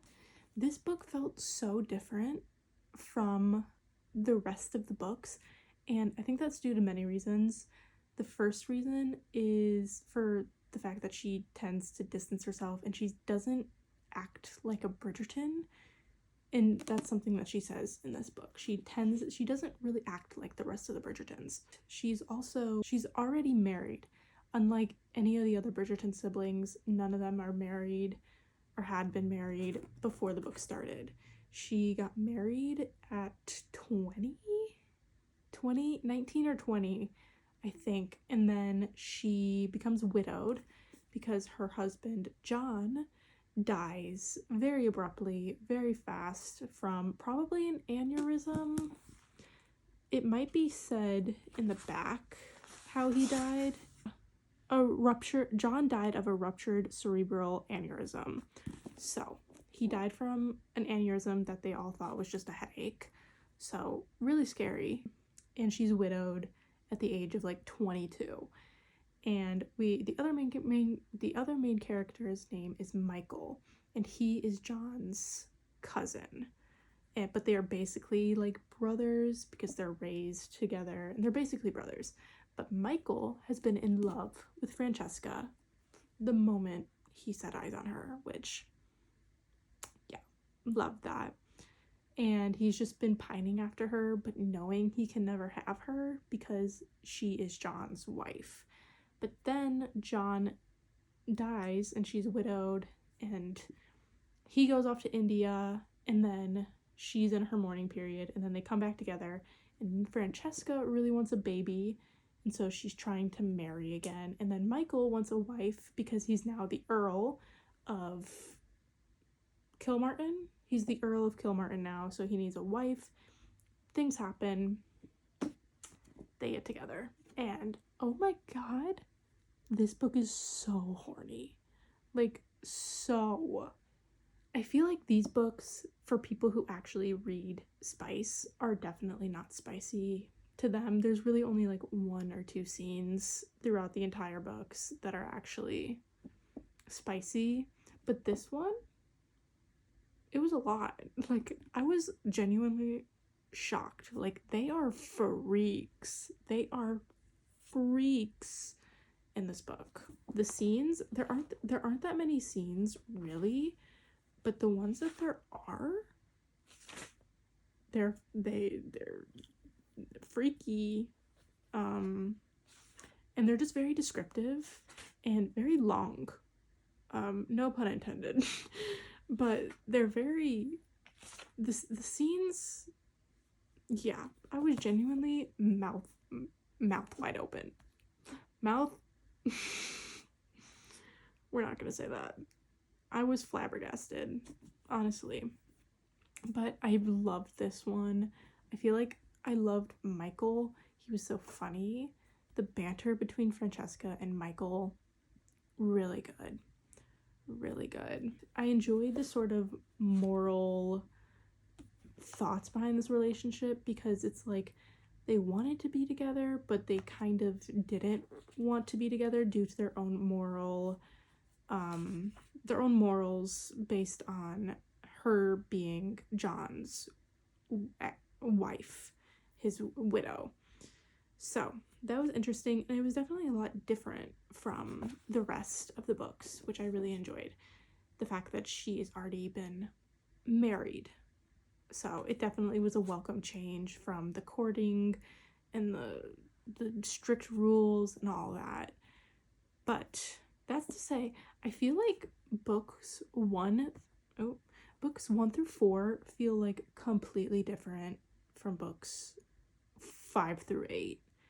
And I think that's because of the fact that Lady Whistledown is no longer present, and they just feel like completely different series. Like books 1 through 4 and books 5 through 8 feel completely separated just due to the sole fact that Lady Whistledown is no longer there, which is kind of sad. I wish she was still around, and I'm really intrigued to see how they do that with season 3 of the show and how that's gonna play out. We're done with that one. I think I'm gonna give it a 5 out of 5 star. I think I have it as a 5 out of 5 star on Goodreads currently, and I think we're gonna keep it at that because I had a really fun time with that book. And honestly, that one could be my favorite one. We'll have to see. We're now gonna move on to the next book. It's In His Kiss, which is Francesca's book, which is Hyacinth's book, which seems a little wrong because you would think it would go Francesca, Gregory, then Hyacinth, but due to like how marriages work in these books, it goes Francesca, Hyacinth, Gregory, because women tend to get married younger than the men. So we get Francesca's book first, and from my memory, I loved Gareth. So I'm very excited to see how this goes. So let's get into it. Hello. I wanted to update you guys really quick just before I go to work. Like, literally about to leave in probably like 30 minutes. Not that quick. I did, in fact, start It's In His Kiss today. I have gotten to page 106. So we're working our way through. It's not very long. I think it's around the same length as To Sir Philip with Love. They're both like the shorter ones of the book of the group. So shouldn't take me too long. I'm already really loving this book. Listen, Gareth. Yeah, I forgot how much I loved him. I forgot how good of a character he is. Like, I know I was talking about earlier in this video about how I'd be shaking ass for the Bridgerton brothers, but like, Michael and Gareth, dare I say, are so much better than the Bridgerton brothers. They are so much better. Really enjoying this book, and I feel like I can relate to Hyacinth a lot. Some of the things that her mom is like telling her about who she is as a person, like the things that she has recognized in Hyacinth, I'm like, oh my god, that's me. That's kind of scary. Yeah, I'm really enjoying this book. This book is about, I keep realizing I never tell you guys what the books are about. So this book is Hyacinth's book. Of course, she's the youngest Bridgerton sibling. She's the last one. And this book is about her, and she is trying to find a husband, but she's having a similar problem to Daphne, where men like her, but they don't want to marry her. And it's different from Daphne because Daphne, they thought Daphne was like a friend. They are the men for Hyacinth are kind of like scared of her intelligence, but they can respect her intelligence, but they don't want to like marry her. That sort of thing. So she's trying to find a husband. She's having some troubles, and Gareth St. Clair comes in, and he is a bastard, but he is a legitimate child to his father because he was married to his mother, because his father was married to his mother when she gave birth, so technically he's legitimate, but his father hates him, like, and sends him out of the house. He becomes the heir to the family after his older brother dies unexpectedly, and so he has to assume a wife as well eventually, and he comes across this diary that his grandmother had wrote, but it's in Italian, so he needs help translating it, and Hyacinth speaks Italian, or can translate Italian, So they work together to translate this diary, and things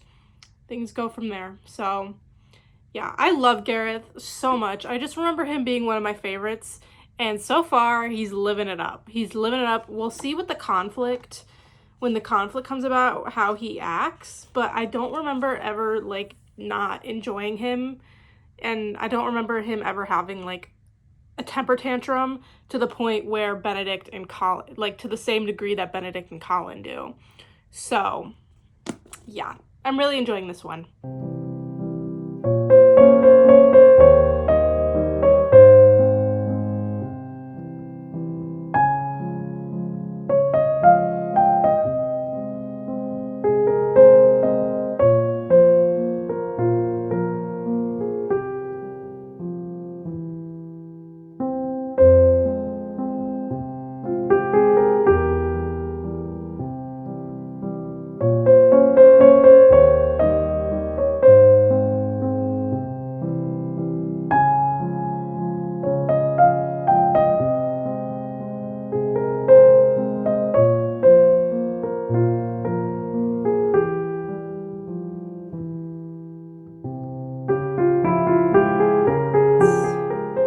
I don't even know what time it is. I never know what time it is. It's literally, it's 10:59. It's 11 p.m. I did in fact finish It's in His Kiss by Julia Quinn. These are all by Julia Quinn. I don't know why I said that. These are literally all by Julia Quinn. I finished It's in His Kiss. And I really enjoyed this one. This one I really enjoyed. I literally have I have one singular annotation in this book, and it's so funny to me. And Hyacinth says, "You will rue the day." And I put, "Okay, Neville. Neville." I almost said Neville Longbottom. That's that guy from Harry Potter. That's not correct. Neville, the one from iCarly. "You will rue the day, Carly Shay."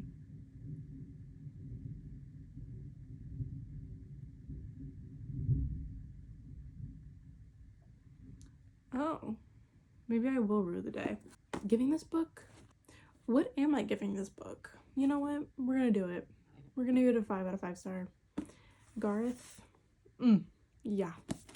I will take Michael, what's his name? Kilmartin? Sterling? Michael Sterling. Michael Sterling, the Earl of Kilmartin, and Gareth St. Clair over any of the Bridgerton men. Over any of them. Maybe not Gregory. We'll still have to see. Those Gareth St. Clair and Michael Sterling, the men that they are, they definitely have their flaws, and we will talk about that a little bit later. I'm gonna go in. We're gonna talk about some stuff, but yeah, loved this one.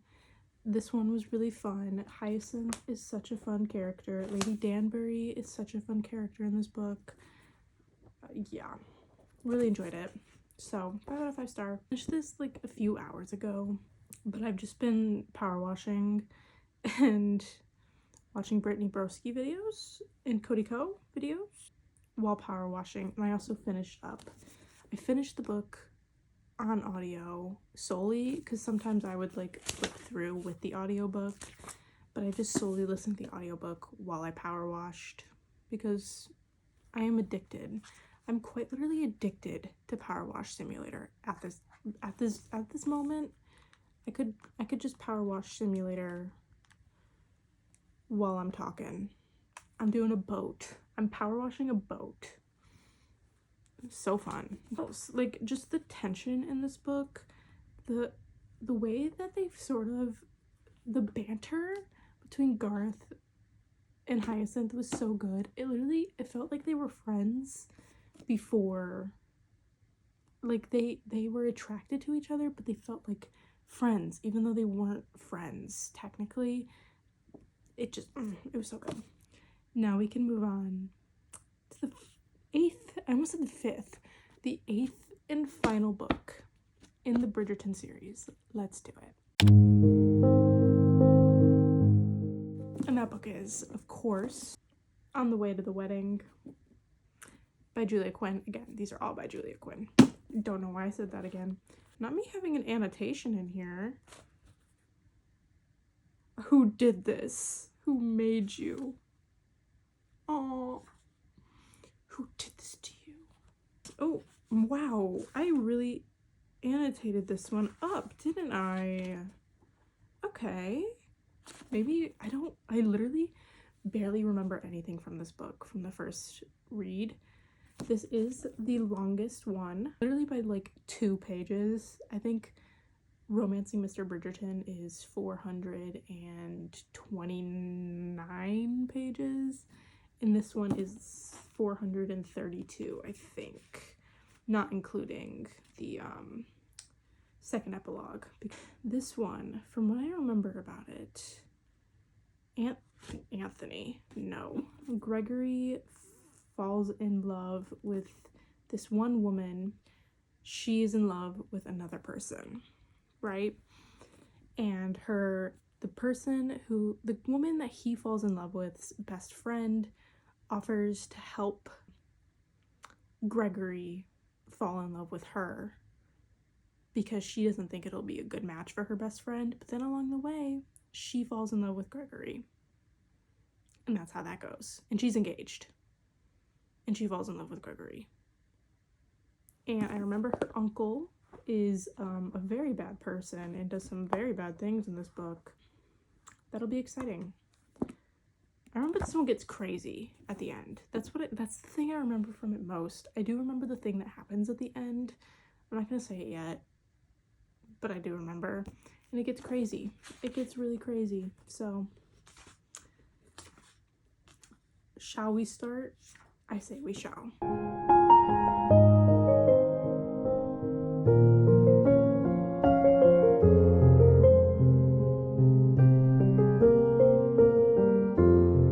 I am still reading On the Way to the Wedding. I did not read as much as I expected to today.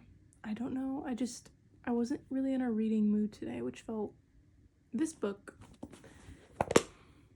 I read a good majority of this in the last probably like 2 hours. I'm currently on page 177, and I did most of that reading while listening to the audiobook while playing Power Wash Simulator. As always, I feel like Power Wash Simulator is a part of my personality now. I'm purely addicted to that game. I'm really enjoying it so far. I really feel like I feel connected to Lucy, the main female character in this book, because she sort of is on the outskirts of society. Everybody is in love with her best friend, Hermione, and she's just like used to the men who are in love with Hermione going through her to try and get to Hermione. So she's like used to it at this point, but it's like she talks about, oh, like it still hurts. And I don't know, I just really connected to that. Not that I have like a best friend that everybody's in love with. I mean, I do have a best friend that everybody's in love with, but not in that way. You know, I love you, Shannon. I love you. But yeah, I really enjoy this book so far. The little bits of banter that we have between Gregory and Lucy, pretty good. And so far, Gregory does not have a temper. Gregory, the book literally begins like, unlike most men of his acquaintance, Gregory Bridgerton believed in true love. Yeah. So I just feel like he's not going to be a man that will have gross anger issues. Colin. So we might be ending on pretty high notes, which I did not really expect the last 3 books to be my favorites. Well, I guess we can't count this one yet. I didn't count the later books. I didn't think that the later books would be my favorite among them. I thought the earlier ones with, you know, like Anthony and Benedict and Colin, I thought they would be my favorites, but no. They're turning out to quite be my least favorites. So I am very excited to continue on with this and hopefully give it a 5-star. And then we can finish this video, because I feel like this video has literally been going on for so long. I've been devoting like 2 weeks of my life to Bridgerton and making this video, and I feel like I haven't done any editing at all. So that's an issue for later me. But for me right now, we're gonna read On the Way to the Wedding. I am currently 237 pages in. I'm really enjoying this book for the sense that Gregory is he's like a nice guy so far. I can't say, we still have the third act conflict to go through and all that, but Gregory has these opinions of himself and his family, and that he needs to hold himself to this certain standard. He believes that he needs to find love because his entire family has married for love. All of his siblings, both of his parents, everybody is married, and they found like the love of their life. He's the only one who hasn't married yet, and he's like, well, I need to find the love of my life because everybody else in my family did it. And so he believes in love and he wants to find love, and it's just so refreshing to read after reading like Anthony's story where he's like, I never want to find love because I'm gonna die before I turn 40. It's definitely a lot more, I almost just closed the book. It's definitely a lot more refreshing to read this book from a male point of view, and he isn't being incredibly toxic. I really appreciate that. And also, I love Lucy still. I love Lucy. Isn't that a show? I still really love Lucy. I relate to her so much, and yeah, really love her. So that's the little update for now. I just wanted to, I don't know why I felt the need to come on here and say that, but I really want to finish this book tonight. I'm going to sit down. After I finish dinner, I'm going to sit down, and I think I have 6 hours and 28 minutes left, so that's like 3 hours and like, I don't know how to do math, 14 minutes, 3 hours and 14 minutes. So entirely doable considering it's only 6:30, so I can stay up pretty late tonight because I don't have anything to do tomorrow. So I really want to finish this book tonight. Sorry for the little hiatus that I've taken on YouTube. It's because I've been reading this series. So hopefully I can start and just edit all day tomorrow. And then I will film my final update whenever I finish that book.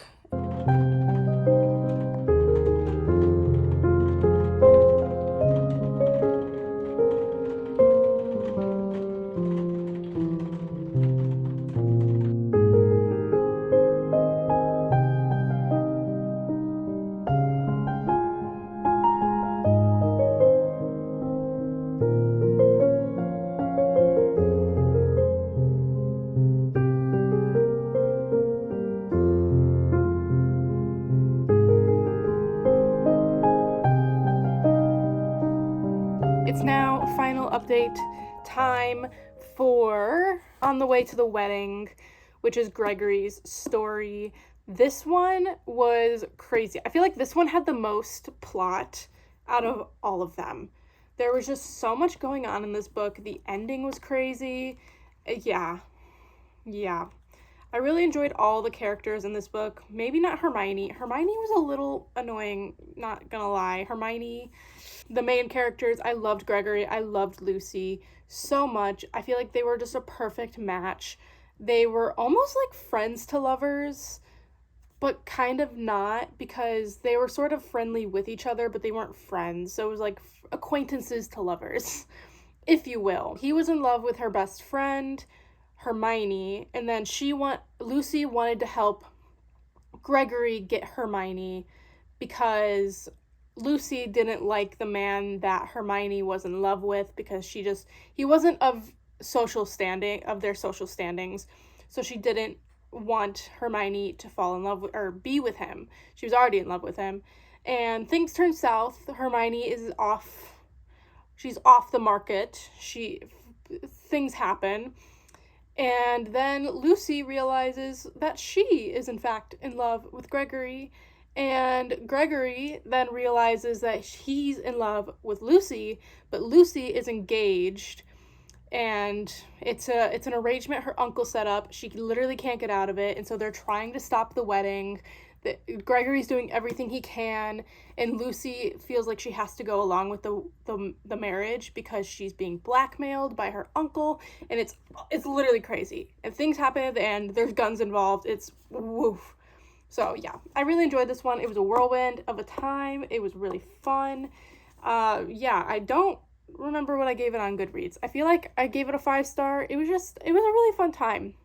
That's what most of my ratings of these books are about, is if I had a fun time with them, which I realize I should probably be a little bit more critical, because there are a lot of things in the books that I didn't really, that I thought were kind of icky, and I should probably adjust my ratings based on that, and I probably will.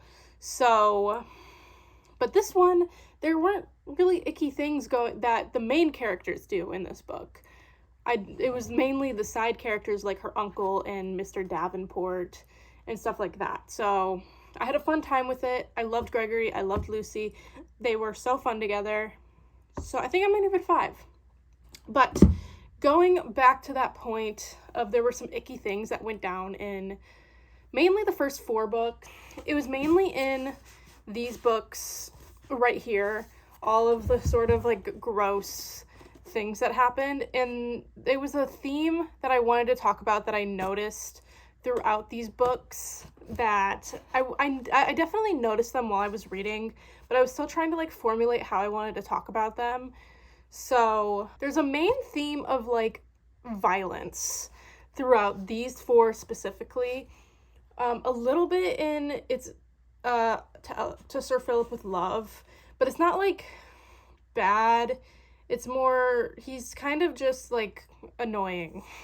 But these 4 especially, there's like a main violence tendency throughout a lot of these characters.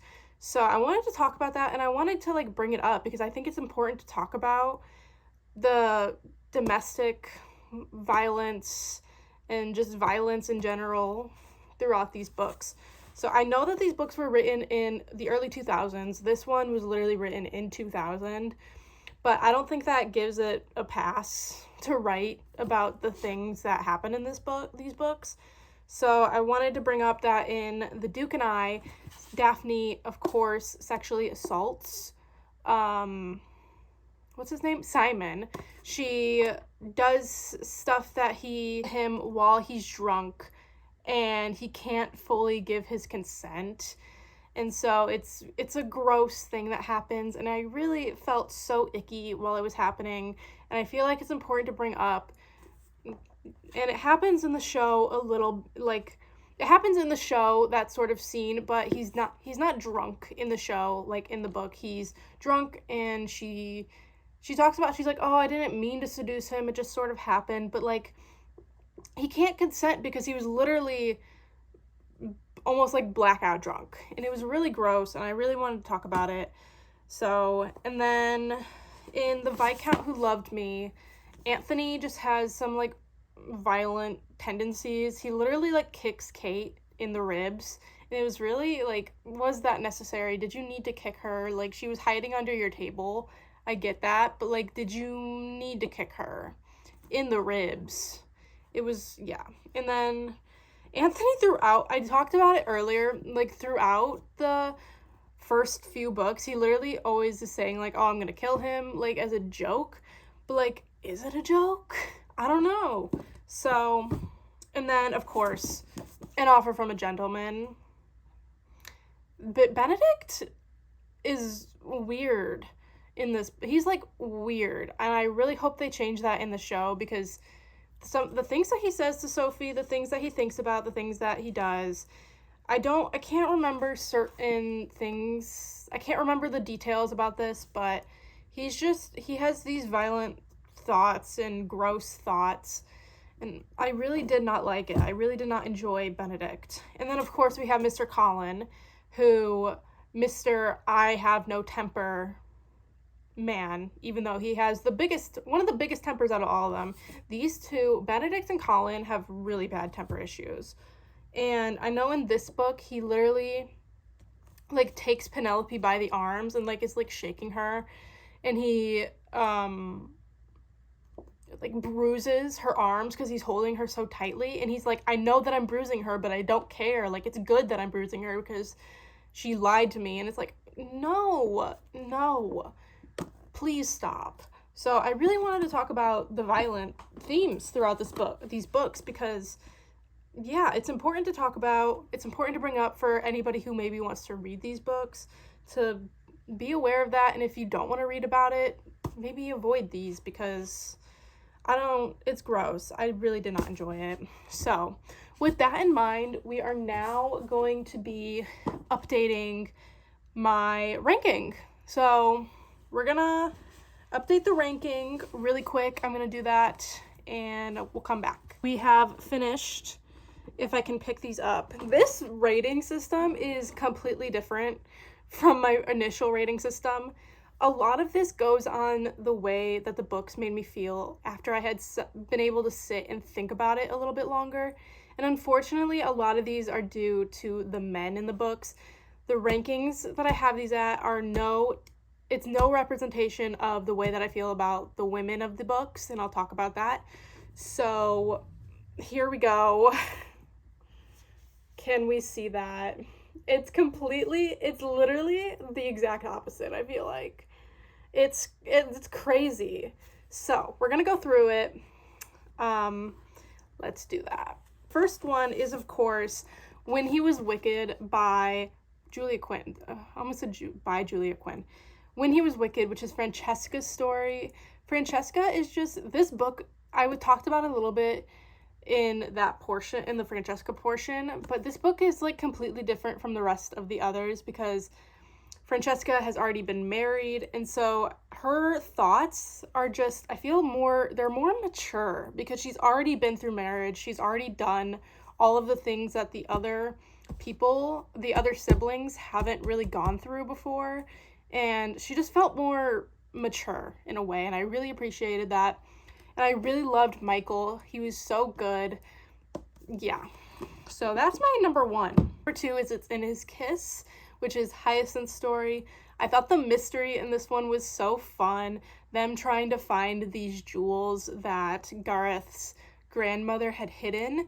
It was such a fun little time, them working together to translate this diary and them sneaking around and sneaking into homes. It was so fun. And I loved Gareth. I loved Hyacinth. Loved it. Next we have On the Way to the Wedding, which is Gregory's story. I just talked about it, so I'm not gonna like say too much more. Loved Gregory, loved Lucy, loved that. We actually have Just Sir Philip with Love. This one, I really enjoyed the sort of, I don't want to say like trauma, but the emotional back to this one. We deal with Philip and his background and trying to be a better father to his children, but not knowing how. And then Eloise coming in and helping him with that, and them falling in love with each other, and just like the little correspondence that they have with each other. It was really fun. I enjoyed it so much more the first time, which I really loved. So, and we have The Viscount Who Loved Me. I adore Kate so much. Kate is such a good character. I really loved the sort of, again, there's more of an emotional back to this one because Anthony is dealing with the trauma of his father dying super young, and then the trauma of him believing that he is going to die super young, and that sort of aspect. And then, yeah, Kate, again, I just love Kate. Kate deserves the world. Adore her. And we have The Duke and I. This one I just feel like I don't remember, not a lot happens in this one, I don't feel like. So I don't feel like I can put it, I enjoyed my time with it, but I don't think I can put it super high. I don't remember a lot from it, and it's the very beginning. It's the first one. Then we have Romancing Mr. Bridgerton, which is Penelope and Colin's book. and heavy emphasis on Penelope because Penelope carried this book. Colin destroyed it. Yeah, his temper tantrums were gross. I am very excited to see how they deal with this in season 3 of the show, which comes out in 10 days because it's currently May the 6th. So it comes out in 10 days and I cannot wait. But unfortunately, Colin was the destroyer of that book. I still really loved it. I loved the plot. Colin ruined it. And then we have An Offer from a Gentleman. Of course, last place. Once again, loved the plot so much. The little Cinderella retelling it was. Gorgeous. Loved Sophie. Loved Posey. I loved Posey to a degree. But I loved Sophie and the things that she went through. Again, it was the man that ruined the book. Benedict quite literally ruined this book. The whole mistress plot line where he's like begging Sophie to be his mistress, even though Sophie is constantly telling him, no, I will not be a mistress because she is the daughter of a mistress to an earl. And she's like, I'm not doing that to myself. I saw what my mother went through. I know how I lived as an illegitimate child, and I will not put that onto another child. And Benedict's like, but I want to sleep with you. And I'm like, no. Benedict is so gross. I'm sorry. He's so gross. Book Benedict. Heavy emphasis on book Benedict. Because I love show Benedict so far. So I really hope they change a lot about this book in season 4, which again should be Benedict's season. Benedict ruined this book, which sucks because Sophie is such a good character and I love her. So those are my final rankings. Oh, they're gonna be upside down. So those are my final rankings. Thank you. You know what? You can stay down there. You can stay down there, Benedict. These are my final rankings from bottom to top. The top one is down here, least down here, and then Benedict's book. Those are my final rankings for this video. And with that, this is the end of the video, which feels so crazy to say. I've been working on this video for so long, and I've been reading for this video for so long. So if you got to this point, I truly appreciate it. I know it's a super long video, but if you got to this point, please put like a bee emoji in the comments because that's literally crazy. I want to see if like anybody got to this point. Watch nobody put a bee. But if you did, put a bee and I'll know. So thank you so much for watching.